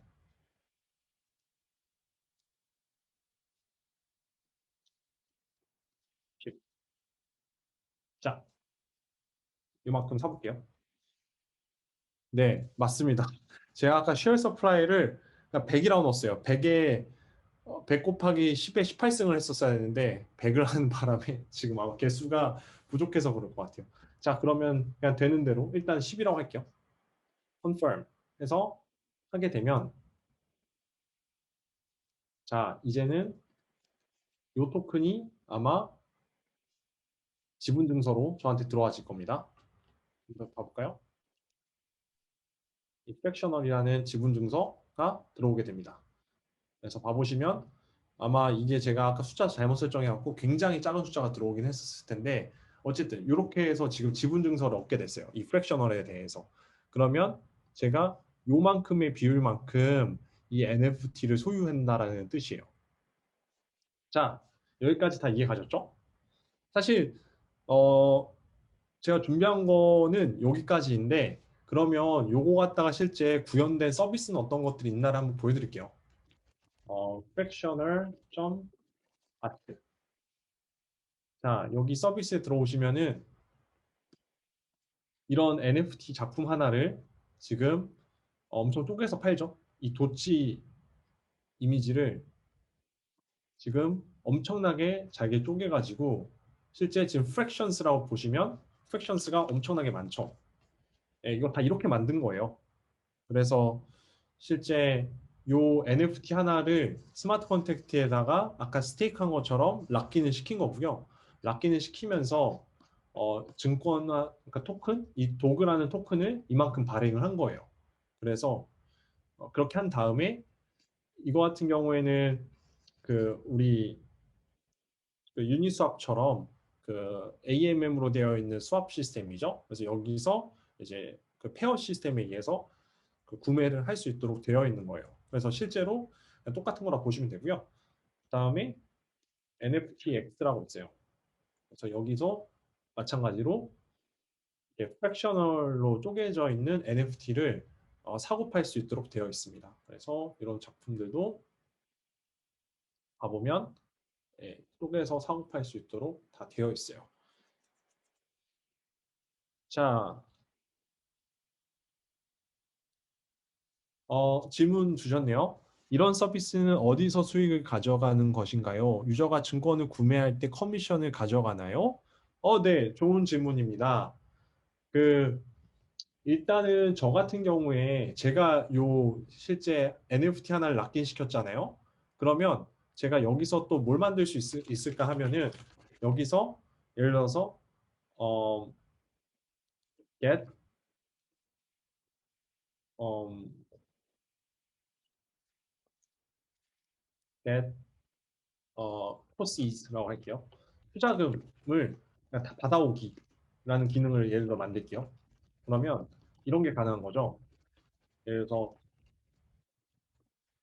어, 요거를 이제 부르는 사람은 이 오너여야만 한다. 한 다음에 저 같은 경우에는 이게 모여 있는 개비 토큰을 사람들이 넣어서 사갔을 거잖아요.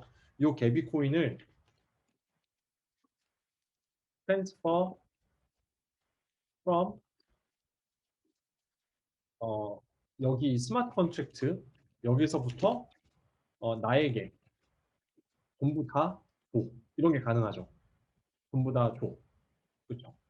그래서 이렇게 하게 되면은 여기에 사실은 이 개비 어마운트가 쌓일 때마다 여기 위에다가는 뭐 여기에서 토탈 뭐 밸런스라고 해놓고요. 그 다음에 토탈 밸런스가 이렇게 사람들이 돈을 넣었을 때마다 바이 했었을 때마다 여기에 이렇게 쌓이게 만들어 놓는 거예요. 그래서 쌓이게 해놓은 다음에 이 토탈 밸런스만큼을 내가 get proceeds 할 때 나한테 전부 다 줘. 이런 게 가능하죠. 그래서 일단은 제 입장에서는 크립토펑크 하나가 엄청 비싸니까 잘 안 팔린단 말이죠. 그럼 잘게 쪼갠 다음에 그걸 여기다 올려놓는 거죠. 그러면 사람들이 조각조각을 사게 되면 그 조각조각을 살 때마다 여기에 넣은 돈을 제가 돈통에서부터 꺼내가는 거예요. 그럼 제 입장에서는 훨씬 쉽게 이거를 유동화를 시켜서 판매를 할 수 있기 때문에 좋은 것도 있겠고요. 또는 우리가 이 프랙셔널이라는 스마트 컨트랙트를 제공하는 서비스 입장에서는 당연히 커미션을 여기서 떼일 수도 있겠죠. 그러면 어떻게 커미션을 떼볼까요? 일단 가장 악랄하게 한번 해볼까요?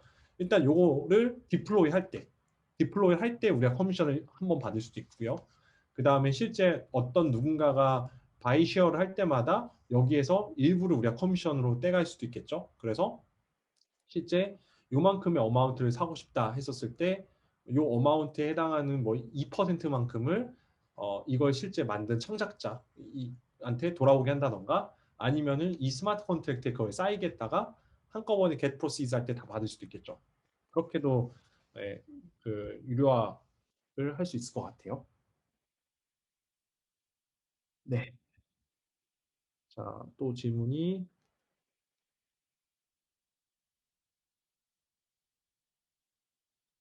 네. 아까 오도원님에 대한 그 질문에 대한 답변은 방금 드린 것 같고요. 그다음에 안형주님, 지금 오너랑 메시지.점 샌더 이렇게 되면 스테이크 함수는 배포한 계정만 사용하게 되는 거지요?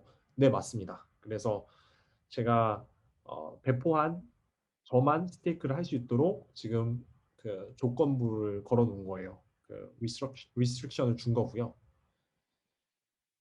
그다음에 묻혀서 네, 김태희님 묻혀서 다시 질문드립니다. NFT.sol 컨트랙트에서 직접 어프로브를 하지 않고 프랙셔널 솔의 IERC 721로 감싸준 NFT라는 변수를 이용해서 어프로브를 할 수는 없나요? NFT 어프로브 이렇게요. 아, 아주 좋은 질문이에요. 요거 같은 경우에는 그 실제 프라이빗 키 갖다가 사이닝을 해야 되잖아요. 그렇기 때문에 이 어, 그, 그 메타마스크가 한번 떠줘야 돼요. 유저 입장에서. 그래서 클릭을 해줄 때 어프로브를 누를 때 실제로 눈에 보이진 않지만 제 프라이빗 키 갖다가 그 컨텐츠를 감싼 시그니처를 구성한 다음에 그 시그니처 갖다가 실제 이제 이게 동작을 하는 거잖아요. 그러다 보니까는 이 유저 인터페이스에서 실제 어프로브를 해줘야 돼요. 스마트 컨트랙트 내에서 그걸 해봤자 그 작동 안 해요. 어차피. 네. 왜냐하면 이 스마트 컨트랙트가 제 프라이빗 키를 갖고 있지는 않잖아요. 네, 질문에 대한 답변이 되셨기를. 그다음에 특정 NFT. 네, 네, 대님. 네, 좋습니다. 어, 리비님, 특정 NFT에 발행되는 추가 이익을 지분별로 나누는 것도 가능할 것 같습니다. 메타콩즈의 MKC 같은 것을 나눈다 든. 네, 당연히 다 됩니다. 네.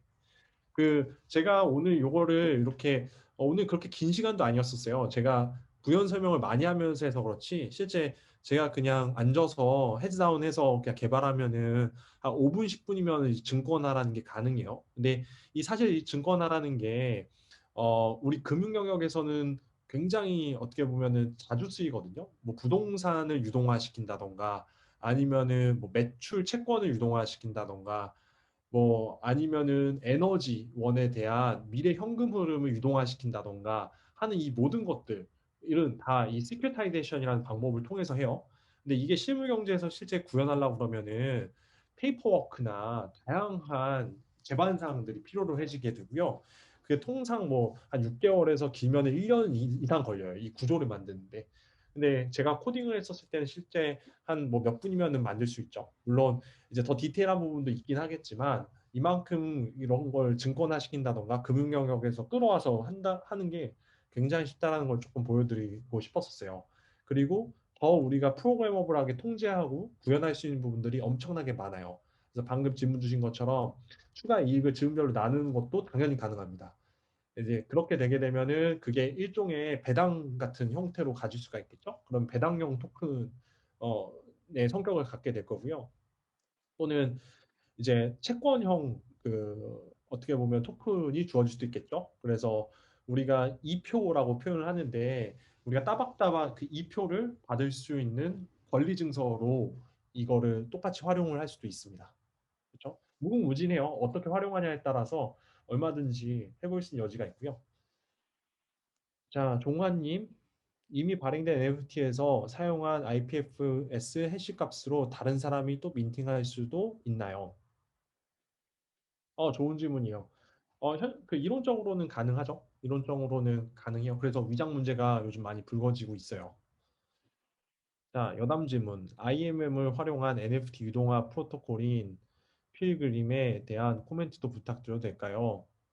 정확하게 개념 숙지하고 있지 않습니다만, 더 깊게 NFT 2.0이라 불리는 함의를 아실까 하여 질문 드립니다.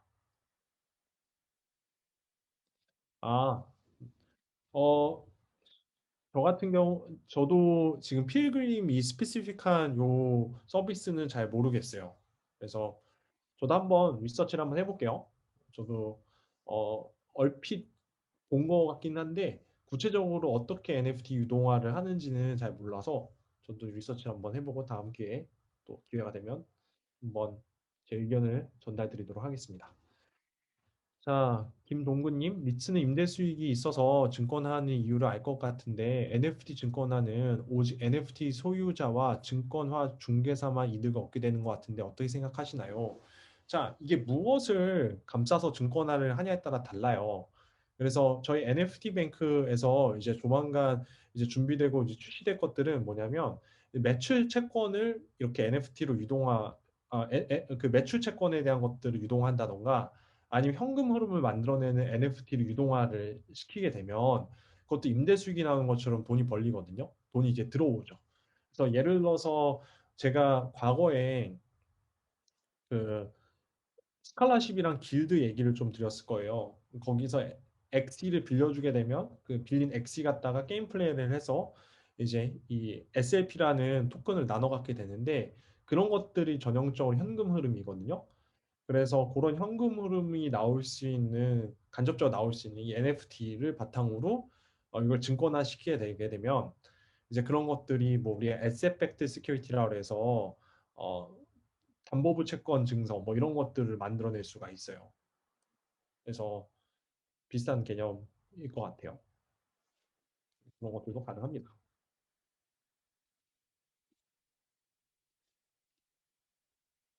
자, 근데 오늘 쭉 해보시면서 느끼셨던 바가 좀 있을 거예요. 결국에는 이거를 넣어서 뭐 쪼개고 하는 것 자체는 어려운 일이 아니다. 근데 문제는 뭐냐면 처음에 시초가를 어떻게 잡을 것이냐 일종의.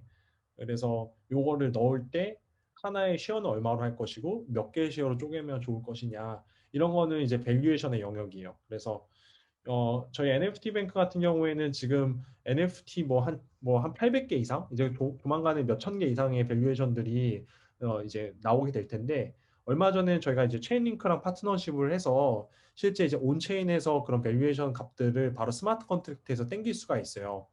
예, 그렇게 되면은 이제 그 값을 바탕으로 해서 실제 이렇게 프랙셔널 오너십을 한다던가 아니면은 NFT 파이에서 하는 담보대출 같은 거 한다고 했었을 때 바로 그 NFT에 대한 가치를 이제 바탕으로 몇 개로 쪼갤 것인지 하나의 주당 가격 얼마만큼으로 해야 될 것인지 그다음에 얘는 얼마의 담보여서 얼마 정도를 빌려줘야 되는지 최악의 강제 청산한다고 그러면 강제 청산 후에 받을 수 있는 리커버리 레이시 얼마만큼 되는지 이런 것들을 전부 다 이제 알 수 있어요. 그래서 NFT 영역은 이제 이렇게 유동성이 낮기 때문에 유동성을 높여가는 방식으로 다양한 증권화 모델들이 나오기 시작을 하고 그 증권화의 가장 핵심은 결국에는 밸류에이션과 그 다음에 유동성에 대한 리스크를 잘 판단하는 부분들이에요.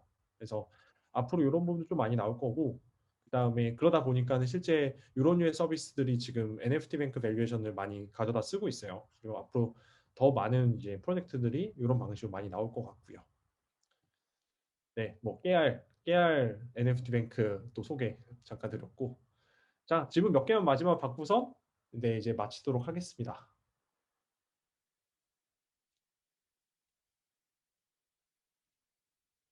네, 저희 사전 질문 받았던 거를 이제 좀 볼까요?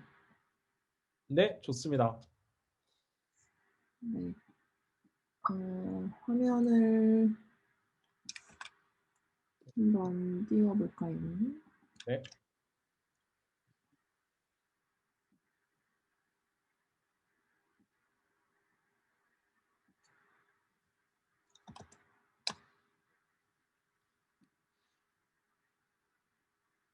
음, 네, 저도 이거 한번 띄워서 네, 네, 스크린샷 해주셨군요. 네. 네, 좋은 질문 리스트가 8개가 나왔군요. 질문이 되게 많이 나왔는데, 네, 저희가 이제 그 NFT 뱅크가 앞으로 26일에 네, 세미나를 또 하잖아요. 네, 그래서 네, 그때 들을 수 있을 것 같은 질문은 좀 제외를 했고, 네, 네, 거기로 이렇게 우회를 하시면 좋을 것 같고, 네, 그 다음에 오늘 좀 들었으면 좋겠는 질문을 몇 개 골라봤는데, 시간 관계상 다는 못할 것 같고, 네. 다니엘 님이 보시면서 좀, 이거는 답변해드리면 좋을 것 같다. 여기서 그런 거 있으시면 답변을 해주시면 좋을 것 같습니다. 네, 좋습니다. 일단 뭐 순서대로 일단 가보죠. 네. 스마트 컨트랙트를 짤 때 배포를 하고 나면 변경이 어려운데 이 부분은 어떻게 관리하시는지 궁금합니다. 어, 이런 부분들 때문에 사실 디자인 패턴이 많이 나와 있어요. 보통은 어댑터 패턴을 많이 이용을 하거든요. 그게 뭐냐면 갈아 낄 수 있도록 애초에 좀 설계를 해서 만들어요. 그래서 하나의 본체가 되는 애가 있고, 그래서 본체가 되는 애, 그 다음에 갈아 낄 수 있는 애, 이렇게 해서 스마트 컨트랙트를 두 개를 배포를 한 다음에 두 개를 이어요. 잊고 이 하나의 컨트랙트에서 다른 컨트랙트를 실행을 시킬 수가 있잖아요. 그거는 그냥 콜 방식을 써도 되고 델리게이트 콜이라고 해서 델리게이팅을 해서 이제 콜을 날릴 수도 있어요. 그래서 두 개의 독립되어 있는 스마트 컨트랙트 두 개를 배포한 다음에 하나는 이제 큰 틀이 되는 하나의 큰 획이 되는 애가 하나가 있고요. 그 다음에 얼마든지 갈아 낄 수 있는 애 하나가 같이 배포가 돼요. 그래서 이걸 업그레이더블 스마트 컨트랙트라고 표현을 해요. 그래서 업그레이드를 할 수 있도록 여차해서 뭐랑 똑같냐면 우리가 우주선 띄운 다음에 우주선 이제 다 쓰면은 그냥 우주 쓰레기로 그냥 버려버리잖아요. 그럼 똑같아요. 이제 한 번 스마트 컨트랙트가 배포가 되게 되면은 이게 비가역적이기 때문에 영영 그 블록체인에서 없앨 수 없잖아요. 그러면 그냥 그 우주 쓰레기처럼 그냥 이더리움에 그냥 남게 되는 거고요. 그럼 새롭게 이제 갈아친 애가 로 이제 갈아 끼는 거예요. 우리가 그 저기 우주정거장 가면은 도킹하는 것처럼 이렇게 요 놈의 델리게이트 콜을 할 수 있는 주소를 얘가 받아요. 그래서 도킹을 합니다. 그래서 얘가 딱 실행하게 되면 실행이 되고요. 이 도킹을 할 때는 처음에 이 스마트 컨택트 본체를 만들었었던 그 오너의 주소 또는 어떤 그 뭐 멀티시그가 되게 되면 몇 개 이상의 그 개발 데브팀의 주소가 어프로브 해줘야 이 도킹이 가능하다. 뭐 이런 식으로 보통 구성을 미리 많이 해놔요. 그래서 그런 것들은 스마트 컨택트 개발 많이 해보시면서 실제 어떻게 디자인 패턴 쓰는지를 많이 봐보다 보면 자연스럽게 많이 쓰는 패턴들이고요. 뭐 이런 콜 방식, 델리게이트 콜이나 이런 방식도 되게 많이 쓰는 패턴들이에요. 그 다음에 근데 어쨌든 기본적으로는 그 배포를 하기 전에 그런 디자인을 많이 미리 감안을 좀 해놓는 게 첫 번째로 중요하고 그다음에 두 번째로는 그, 그 트러플에서 음. 어, 많이 해봐야겠죠. 많이 테스트를 실제 해봐야겠죠. 그다음에 로컬에서도 해보고 그다음에 테스트에서 많이 해보고 그다음에 배포를 해야 되고 그다음에 기본적으로 아까 이 분리하는 거에 있어서도 로직과 스테이트를 분리할 필요가 있어요. 그래서 이것들도 다 나와 있는 패턴들인데 무슨 말이냐면 우리가 블록체인에다가 스마트 컨트랙트를 올린다는 뜻은 실제 비즈니스 로직을 실행하는 부분도 있지만 어떤 값이라는 것들을 스테이트를 저장하는 것들도 있잖아요. 그래서 내 밸런스가 얼마야 이런 것들은 다 스테이트에 저장이 되는 것들이다 보니까 이 두 개를 기본적으로 좀 분리를 많이 해요. 그래서 스테이트와 로직을 좀 분리를 해서 로직 같은 경우에는 업그레이드 될 때마다 바꿔낄 수 있도록 아까 말씀드린 그런 어댑터 패턴으로 좀 진행합니다. 자, 질문이 중간에 또 나왔네요. 1번 질문에 관해서 혹시 추가적인 질문 드려도 될까요? 그 하드, 그, 하드햇을 이용해서 컨솔 로그를 사용해서 로컬에서는 디버깅이 상대적으로 쉬워졌는데 컨트랙트 소스에 컨솔 로그를 지우지 않은 채로 배포하게 되면 로컬에서 보던 로그를 유저 스캔 같은 데 볼 수 있을까요? 아니요. 그럴 수 있으면 정말 좋을 것 같은데 아마 안 될 거예요. 네. 그러니까 이게 디버깅이 참 어려운 게 좀 문제입니다. 아직까지. 자, 2번. 스마트 컨트랙트 개발 시 보안을 위해 고려할 점은 무엇이냐? 일단은 스마트 컨트랙트 기본적으로 이제 나중에 배포되게 되면은 나중에 이거를 뭐 멈출 수도 없고 참 골치 아프거든요. 네, 그리고 내 코드는 항상 문제가 있을 수 있다라는 생각을 하셔야 돼요. 그래서 오디팅 업체에 일단 무조건 맡겨야 된다라고 생각을 하고요.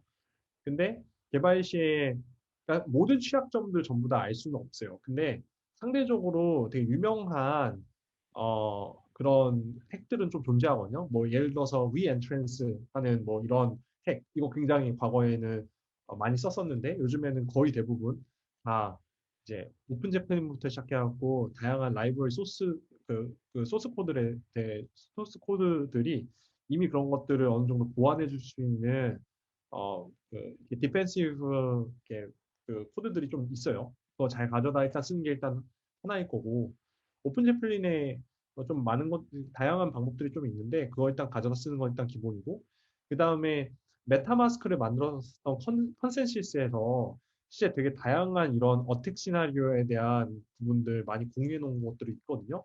네, 그런 것들도 일단 기본적으로 많이 좀 보시면 좋을 것 같고 그 다음에 뭐가 됐던 간에 코드는 복잡성이 높아지게 되면은 얼마든지 공격 벡터가 들어올 수 있는 여지가 많아져요. 그래서 최대한 심플하게 짜는 게 일단은 좋다. 그렇게 할 수 있다면. 어, 네. 뭐, 되게 다양하게 그때그때 리서치를 좀 많이 하는 것밖에 방법이 없는 것 같고, 이게 항상 막으려는 자가 있으면 뚫으려는 자가 있기 때문에 완벽하게 짤 수가 없어요. 그러다 보니까는 보안업체에 맡기는 이유는 크게 두 가지인데, 하나는 정말 보안사항을 미리 좀 캐치를 해서 해결을 한다. 이게 그 맡기는 이유 중에 하나고요. 또 두 번째는 라이어빌리티 이슈를 조금 더 이렇게 위임할 수 있는 조금 더 이 어떻게 보면은 이 면책 사유를 조금 더 받을 수 있는 목적으로도 오디팅 업체를 많이 써요. 왜냐하면 우리는 정말 이거를 개발해야 되는 입장에서 모든 노력들을 다 했다. 이 비용을 들이면서까지 여기서 진짜 최대한의 노력을 했다라는 측면으로도 이제 오디팅 업체를 또 많이 활용하는 경우들이 많아요. 그래서 자기 자신의 코드를 절대 믿지 마시라. 네, 코드 리뷰 아무리 빡세게 해도 분명히 여지는 있다. 그래서 그런 것들을 많이 많이 봐본 컨트랙트 개발사에 최종적으로는 좀 요청을 하는 게 여러모로 좋다. 자, 세 번째, 스마트 컨트랙트 개발하면서 시행착오를 많이 겪으셨을 것 같은데 혹시 실제 NFT 뱅크에서 혹은 개인적으로 개발하시면서 중요하게 지키는 컨벤션이나 노하우가 있으신지 궁금합니다. 네. 음, 뭐 저 같은 경우에는 음, 이런 건 있어요. 이거 그냥 약간 트릭 같은 건데 그, 음, 여러분들 기회 되시면 DYDX 한번 컨트랙트 한번 봐보면 좋을 것 같아요. DYDX가 참 이제 어떻게 보면 고전적이긴 하지만 그래도 되게 많은 트릭들을 좀 배울 수 있거든요. 그다음에 이트 델타 뭐 이런 것들도 한번 봐보시면 좋을 것 같고. 근데 제가 조금 많이 활용하는 트릭 중에 하나는 뭐냐면 우리가 실제 어떤 값들을 스테이트에 저장을 할 때마다 가스피가 들잖아요. 그러면 최대한 가스피가 안 들면서 편한 UX로 개발을 어떻게 할 것이냐 이 측면에 있어서 이 사람이 메시지를 사이닝한 다음에 그 시그니처를 그냥 그 오프체인 DB에다 저장을 해놨다가 그 다음에 이제 그걸 활용하는 방법들. 이렇게 하게 되면은 실제 그 시그니처에다 사이닝을 하는 건 트랜잭션이 전혀 안 되는 거잖아요. 그래서 그거를 저장을 해놓고 있다가 실제 그게 이제 엑스큐션이 될 때 그때 EC 리커버라고 해서 EC 리커버를 통해서 이걸 실제 사이닝한 사람과 그 다음에 이 사람의 퍼블릭 주소가 일치하는지를 스마트 컨트랙트에서 확인을 해요. 그래서 그거에 따라 엑스큐션이 일어나요. 그래서 이런 것들, 이런 트릭들 좀 많이 써요. 그래서 예를 들어서 어떤 데다가 쓸 수 있냐, 뭐 보면은 이런 거죠. 담보대출 서비스다. 그러면은 담보를 처음에 맡기면서 나는 최소 이 담보에 대해서 얼마만큼 빌리고 싶어 라고 누군가가 먼저 그걸 올려놓을 거고 거래 상대방이 오케이 그거 내가 테이크하고 돈 물려줄게 하는 거래 상대방이 그 다음에 나타날 거잖아요. 그래서 타임 딜레이가 있기 때문에 누구 한 명은 먼저 그걸 스테이트에다가 적어 놨어야 됐어요. 근데 그거를 블록체인에다가 스테이트로 실제 저장을 하는 게 아니라 그렇게 그 명세, 내가 얼마 이자율에 얼마만큼 돈을 빌리고 싶어요 라는 것들을 컨텐츠, 그 메시지로 해서 내가 프라이빗 키 갖다 사이닝을 한 다음에 그 내용을 오프체인에다 저장을 해놔요. 그랬다가 그 거래 상대방이 그거를 테이크하는 순간 실제 NFT가 가져야 되잖아요, 담보물로. 그때 요거를 맡겼던 사람과 그다음에 그 시그니처를 이치 리커버 한 값이 같은지만 보면은 실제 이게 어떤 뭔가 가짜인지 진짜인지 여부를 파악을 할 수가 있어요. 근데 이렇게 하게 되면은 가스피가 처음에 어떻게 보면 이 명세를 집어 넣을 때는 가스피가 안 들게 돼요. 그래서 이런 것들은 굉장히 좀 중요한 트릭이다. 이것도 나중에 한번 라이브 코딩 한번 보여드릴게요. 백문이 불여일견이라고 한번 보는 게 빨라요. 너무 좋습니다. 네. 자, 네 번째. 웹3 개발자의 필수적 필요 스킬이 뭐가 있을까요? 좋은 질문이에요. 일단은 그 여러 가지가 있을 텐데 되게 디펜시브 코딩 굉장히 중요한 것 같아요. 그러니까 코딩할 때 테스트 케이스부터 시작해서 되게 오밀조밀하게 되게 촘촘하고 꼼꼼하게 짜는 스킬 당연히 중요하고요. 왜냐하면 이게 돈이 오가는 거다 보니까는 당연히 중요한 부분인 것 같고요. 그 다음에 두 번째로는 교양적으로는 그 금융 쪽을 잘 아시면 좋아요. 그래서 일단은 그 디파이가 기존 금융에 있는 내용들을 굉장히 많이 빠르게 따라잡은 다음에 아예 새로운 영역을 만들고 있거든요. 근데 그럼에도 불구하고 여기서 쓰이는 그 용어들이나 메커니즘이 실제 금융에 있었던 것들이랑 상당 부분 비슷한 부분들이 많아요. 그래서 이런 금융적 지식들 많이 쌓으면 좋을 것 같아요. 그래서 실제 이제 웹3 그 뭐 디파이 뭐 NFT 뭐 그 이렇게 다양한 것들을 취급하지만 금융 지식 자체가 좀 아직 못 따라오는 경우들이 많은 것 같거든요. 제가 많이 만나본 분들 중에. 그래서 금융 공부는 평소에 많이 해놓으면 좋을 것 같고 실제 스마트 컨트랙트로 개발하다 보면 금융 그 메커니즘을 훨씬 더 빨리 더 잘 이해할 수 있을 것 같아요. 오히려 레고 갖고 놀듯이 갖고 놀면서 금융을 이해하는 거니까. 그래서 네, 언젠가 그 저희 NFT 뱅크에서는 되게 스터디가 많아요. 그래서 뭐 그 회계 스터디도 있고 뭐 재무 관련 한 것도 있고 스마트 컨트랙트 스터디도 있고 되게 많은 스터디가 회사에서 온고잉 여러 개가 진행이 되거든요. 그래서 이제 실제로 그렇게 하면서 이제 데이터 사이언티스트도 그렇고 이제 백엔드 프론트엔드 엔지니어들도 웹3에 대해서 많이 배우는데 이제 그렇게 배우는 것들이 훨씬 텐저블하고 더 깊이 있게 좀 배울 수 있는 것 같더라고요. 그래서 여러분들이 단순 솔리디티 코드만 집중할 것이 아니라 그 제반 사항들 그다음에 이 금융에 대한 백그라운드 널리지를 좀 같이 쌓으면은 여러모로 굉장히 파워풀해질 것이다. 네.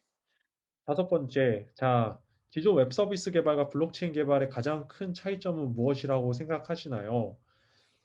아, 이것도 좋은 질문이네요. 진짜. 어, 그 블록체인 스마트 컨트랙트에서는 데몬이라는 게 없어요. 그래서 데몬이 계속 돌아가면서 어떤 것들을 실행해 줄 수가 없다 보니까는 왜냐하면 우리가 사이닝이라는 걸 이 개인이 프라이빗 갖다 직접 해줘야 되잖아요. 그러다 보니까는 어, 이런 것들이 안 되는 거죠. 뭐 데몬이 예를 들어 떠서 계속 이걸 바라보고 있으면은 트리거를 받으면 어떤 일련의 행동들을 할 수가 있을 텐데 그런 걸 못 하다 보니까는 이제 과거에 불편함이 되게 많았었고 근데 이제 그런 것들을 이제 보완해 주기 위해서 나온 것들이 뭐 체인링크에 있는 키퍼나 아니면 뭐 젤라또 뭐 이런 서비스들이 그런 것들 대신해 주는 거죠. 근데 방금 말씀드린 요게 어떤 그 유스 케이스에 쓰이냐라고 보면 강제 청산 같은 케이스. 예를 들어서 제가 뭐 컴파운드나 컬브나 이런 데다가 돈을 예치를 해놨어요. 그랬다가 이제 마진콜을 당하고 그 증거 부분이 부족해갖고 실제 소위 말해 뚝배기가 깨진다고 표현하죠. 그 돈이 이제 강제 청산이 되게 된다라고 그러면 누군가가 그 제가 맡겨놨었던 코인을 밖에 던져서 그걸 현금화 시켜야 되잖아요. 그때 누가 그거를 그 잡아서 던져줄 거냐 하면은 데몬 같은 애들이 계속 가격을 확인해 주다가 오라클 가격이랑 그게 차이가 나게 되면 이제 그거를 감지해서 그걸 대신 이제 팔아줘야 되는데 이제 그런 것들이 아까 말씀드린 키퍼나 젤라또 같은 데서 가능해요. 근데 이런 것들이 실제 우리 이제 기존 웹 서비스에서는 고민할 것도 아니었었는데 이쪽 블록체인 영역에서는 고민할 요소가 돼버린 거죠.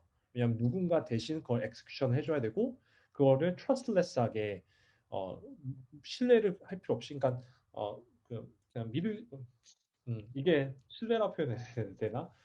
신뢰할 필요도 없이 되게 잘 될 거라는 네, 것들 그런 것들 보장해줘야 되기 때문에 그런 것들이 조금 난해한 부분들 그렇지만 더 굉장히 재밌는 부분이라고 좀 말씀드릴 수 있을 것 같고요. 그 다음에 여섯 번째는 블록체인 산업에서 좋은 생태계 만드는 개발자들의 역할이 무엇인지 궁금합니다. 이거 좋은 질문이에요. 저는 음, 되게 이 블록체인 생태계에 아직까지 빠져있는 기둥들이 굉장히 많아요. 아까 방금 말씀드린 이런 솔루션들도 나온 지가 얼마 안 됐어요. 채 1년이 안 됐고요. 그래서 이런 아직까지 부족한 부분들을 좀 잘 채워줘서 또 하나의 머니 레고들을 구성해 줄 수 있는 분들이 저는 굉장히 값진 분들, 값진 탤런트라고 생각을 하고요. 그 머니 레고에 의해서 더 견고하고 튼튼하고 더 멋있는 성을 서로 만들 수 있는 기본 재료가 되기 때문에 그런 것들을 많이 만드는 개발자, 그런 걸 많이 컨트리뷰션하는 개발자가 저는 이 생태계에 되게 좋은 개발자라고 생각합니다. 자, 일곱 번째, 웹3 생태계에서 프론트엔드 개발자는 어떤 걸 공부해야 좋을까요?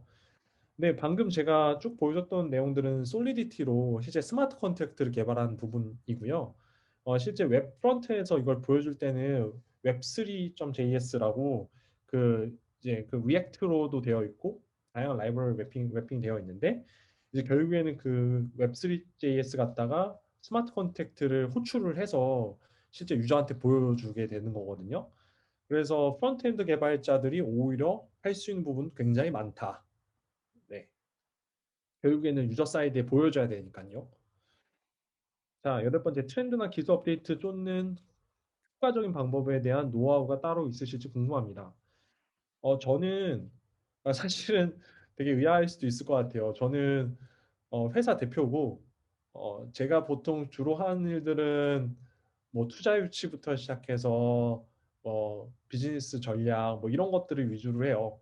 그 뭐 펀드 구성하고 네, 그런 일들을 하는데 신기하게도 제가 아직까지도 코딩을 하고 이렇게 하는 것들은 저는 토요일 아침 시간은 타임박싱을 해요. 타임박싱을 해서 그때 새롭게 나왔던 프로젝트들 스마트 컨택트를 한 번씩 보면서 해석해보고 구현해보고 이런 것들을 많이 많이 해요. 그래서 제가 레코멘드 하는 바는 좀 주요한 프로젝트들 이게 스마트 컨택트 어쨌든 다 공개되어 있으니까 유니스왑이 됐든 컴파운드가 됐든 아까 NFTX나 프랙셔널 아트가 됐든 이런 프로젝트가 워낙 많이 올라와 있으니까요. 그런 것들 한 번씩 까보면서 직접 한번 구현도 해보고 돌려보기도 하고 하면은 금방 늘어요. 엄청 빨리 늘고요. 어, 사소한 거더라도 실제 한번 그 오픈소스 커뮤니티 내에서 또는 디스코드 내에서 그냥 활동하면서 이런 기능 더 들어가면 재밌겠다. 이런 것들도 많이 공유하다 보면은 자연스럽게 효과적으로 네, 트렌드, 기술 업데이트 이렇게 할 수 있을 거라고 저는 봅니다. 근데 근본은 거의 비슷해요. 그래서 가장 근본적인 프로젝트들 많이 일단 뭐그 같이 그 코드 한번 실제 까보면서 해보시면 금방 실력은 늡니다. 자, 추가 질문. PMPO가 스마트 컨트랙트 외에도 알면 좋은 블록체인 개발 지식이 무엇이 있는지 궁금합니다. 스마트 컨트랙트 외에 알면 좋은 블록체인 지식? 어, 실제로 이제 PM과 PO는 프로덕트를 에 대한 전략과 로드맵, 그 다음에 이게 어떤 형상이 되어질 것인지, 유저 페인 포인트는 결국엔 무엇이고, 우리는 무엇을 솔빙해야 되는지, 이런 다채로운 것들을 기본적으로 봐야 되잖아요. 그러다 보니까는 뭐 블록체인 개발 지식 이 자체도 굉장히 중요하지만, 실제 이 생태계에서 유저들이 얻는 페인 포인트는 무엇일까? 가령 NFT 같은 경우는 유동성이 낮은 자산이다 보니까 유동성 문제가 항상 걸고 넘어지거든요. 그러면 그 유동성이 낮은 거에 의해서 유저들이 얻는 이 페인 포인트들은 구체적으로 이렇게 쪼개보면은 어떤 것들이 있을까? 그다음에 지금 우리 팀이 요 방금 기술들, 이게 프랙셔널라이제이션의 기술일 수도 있고 시큐리타이제이션의 기술일 수도 있고 이런 기술을 어떤 식으로 좀 활용해서 이런 유동성 문제를 좀 해결해 줄 수 있을까? 이런 아이디어를 내볼 수 있겠죠. 그렇게 하기 위해서는 일단 기본적으로 제가 오늘 보여드렸던 것처럼 이런 것들이 쉽게 가능하구나라는 것들을 인지를 하고 잘 이런 툴들을 툴박스에 넣어서 갖고 있다가 아이디어가 이제 이런 방식으로 할 수 있겠구나라는 아이디어를 좀 떠올리시는 뭐 그런 거 당연히 중요할 것 같고 그 다음에 금융 지식 중요해요. 진짜 금융 지식은 정말 정말 중요해요. 그래서 금융 공부 많이 하시라. 네. 특히 이제 구조에 대한 공부들을 많이 하시면은 좋아요. 가령 ETF는 어떻게 만들어지는가, ETF에 필요한 것들은 무엇인가, 뭐 이런 거, 뭐 이런 것들도 공부를 많이 하시면 실제 프로덕트를 만들 때 여기는 금융 프로덕트잖아요. 그래서 그런 금융 프로덕트를 네, 만드는 데 아이디어 많이 내실 수 있을 거예요. 그래서 네, 금융 공부 많이 하시면 좋습니다. 자, 어떤 점부터 시작해야 되는지 여쭤보고 싶네요. 어디서부터 시작을 하면 좋을까요? 어, 일단은, 음, 제가 처음에 블록체인 스페이스에 들어왔을 때가는, 마스터링 비트코인이라는 책이 있었어요. 그래서 마스터링 비트코인이라는 책을 읽었었고, 그 다음에 시간이 지나서 거의 2019년인가? 이때쯤에 마스터링 이더리움이라는 책이 나왔을 거예요. 그래서, 네, 그런 책들이 일단은 그 기본적으로 보는 게 중요할 거예요. 그래서 제가 오늘도 막 설명하다가 뭐 프라이빗 키니 아니면 프라이빗 카타 시그니처를 만드는 거니 뭐 이런 얘기 그다음에 뭐 EC 리커버니 뭐 이런 얘기 했잖아요. 그래서 이런 개념들이 그런 펀더멘탈을 닦는 책에서 많이 나와요. 그래서 이건 생각보다 중요할 수도 있어요. 그래서 그런 것부터 차근차근 좀 공부하면 좋을 것 같고요. 그리고 어, 저희 NFT 뱅크의 백엔드 엔지니어랑 그다음에 저희 그 엔지니어들 그 스터디하면서 많이 활용하는 게 그 크립토 좀비라는 웹사이트가 있는데 거기서 튜토리얼 같은 걸 해볼 수가 있어요. 그래서 크립토 좀비 좋은 것 같고요. 그것도 처음에 개발 시작하면서 솔리티 개발 시작하면서 꼭 한번 해보면 좋을 것 같다라는 생각을 하고요. 그 다음에 음, 전반적인 뎁 개발에 있어서 제가 좀 추천하는 거는 유데미라는 사이트 아시죠? 유데미 굉장히 유명한데 유데미에도 관련 강좌들이 많이 있을 거예요. 지금 얼마만큼 그게 업투데이트 되는지 잘 모르겠는데 뭐 유데미 같은 그런 사이트에 되게 많은 그런 뭔가 핸즈온 프로젝트들 많으니까 뭐 그런 것들 해보는 것도 방법이고요.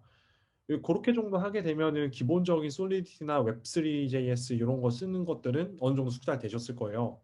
그러면 이제 아까 제가 말씀드린 것처럼 이미 나와 있는 프로젝트들 코드 한 번씩 까보면서 가장 쉬운 것부터 한번 해보면 좋을 것 같고요. 그 다음에 그거 병행하면서 금융 지식 계속해서 많이 좀 쌓는 시간을 가지면 좋을 것 같아요. 그래서 네, 뭐 여기서의 금융 지식은 뭐냐? 뭐 가장 쉬운 것부터 하시면 좋을 것 같아요. 그냥 그 우리가 financial markets 그다음 financial product 뭐 이런 개념들이 있어요. financial market은 우리가 이 금융시장이다 보니까 금융시장에 존재하는 다양한 엔티티들이 있거든요. 뭐 헤지 펀드, 뭐 ETF부터 시작해서 뭐 연기금, 뭐 자산운용사, 뭐 이렇게 기본적으로 존재하는 엔티티들은 뭐가 있고 걔네들은 뭘 하고 그다음에 걔네들이 금융 상품을 만들 때는 어떤 식으로 패키징을 하고 스트럭처링을 어떻게 하고 이런 것들을 일단 기본적으로 아는 거는 어렵지 않거든요. 그리고 재밌을 거예요. 특히 뭐 PM 분들도 굉장히 쉽게 알 수 있는 정보들이고 그래서 그런 거부터 먼저 알아가시면서 그 프로덕트를 이제 알게 되면 아 프로덕트를 구성을 할 때는 어떻게 구성을 해야 되는구나 요 관점까지 가게 될 거예요. 금융 상품을 어떻게 구성하는구나. 그러면 그 금융 상품에 필요한 다양한 것들이 있겠죠. 뭐 인터레스트 레이트부터 시작해갖고 아니면은 뭐 어떤 뭐가 될지 모르겠어요. 인덱스 값 뭐 이런 것들 있을 수 있고 그러면 이거 하나하나에 대해서 조금 더 이렇게 깊이 들어가면서 파악하면은 좋을 거예요. 같아요. 그래서 너무 그러니까 자잘자잘한 이론부터 시작하게 되면 아마 금방 흥미를 잃을 거고 엔지니어들 입장에서는 내가 결국엔 구현할 수 있는 게 뭐냐라는 관점에서 하이 레벨에서 이렇게 탑 다운으로 내려가면서 조금씩 내가 모르는 금융 지식들 채워나가면 아마 더 재밌게 공부할 수 있을 것 같아요. 오케이. 와, 오늘 진짜 빡세네요. 거의 2시간 정도 진행했는데 거의 2시간 꽉 채우셨네요. 네. 꽉 쓰시겠어요, 다니엘. 네. 오늘 또 어떻게 하다 보니까는 아주 빡세게 2시간을 불살랐네요. 네. 네, 오늘, 네, 그래도 끝까지 많은 분들이 지금 함께 해주시고 계시고, 그리고 NFT 뱅크 이제 이번 주 토요일이죠. 토요일에 또 세미나가 있는데, 거기도 많이 많이 신청을 해주셔서, 네, 거기서도 또 좋은 정보, 내용 많이 들으시면 좋을 것 같습니다. 네, 다니엘 또 하실 말씀 있으시면 해주세요. 네, 네, 네. 저도 오늘 너무 즐거웠고요. 되게 오랜만에 그 코딩 되게 오랜만에 해요. 사실 제가 오, 거의 요즘에 코딩할 일은 없고 저는 뭐 데이터 사이언티스트예요. 저는 원래 데이터 뭐 머신러닝 모델링하고 원래 이런 사람이었었고 근데 기본적으로 스마트 컨트랙트 개발이나 이런 것들을 워낙 그냥 재밌어서 그냥 많이 했었었기 때문에 오늘 그냥 겸사겸사 이렇게 라이브 코딩 형태로 오랜만에 같이 이렇게 해서 되게 재밌었었고요. 그 다음에 또 회사 대표다 보니까 회사 자랑 마지막으로 해야겠죠. 네네. 저희 NFT 뱅크에서는 지금 절찬 모집 중입니다. 탤런트. 그래서 뭐 백엔드, 프론엔드, 스마트 컨트랙트 개발자, 뭐 PMPO 다 지금 채용을 하고 있고요.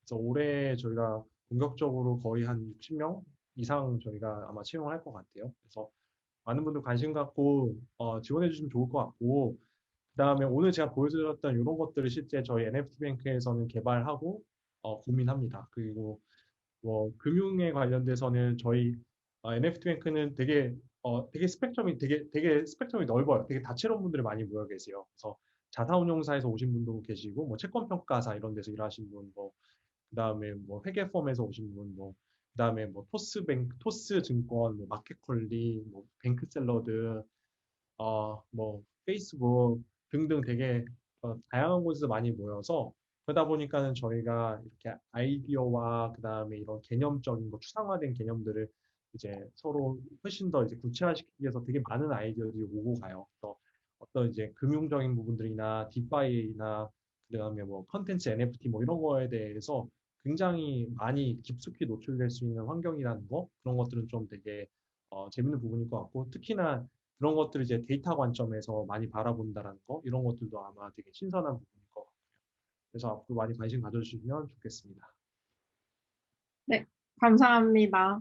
네, 그러면 오늘 세션은 여기서 마무리를 하고 저희 녹화 오늘 진행한 거는 추후에 깨비 유튜브에 업로드를 해서 다니엘께도 또 공유를 드릴 수 있도록 하겠습니다.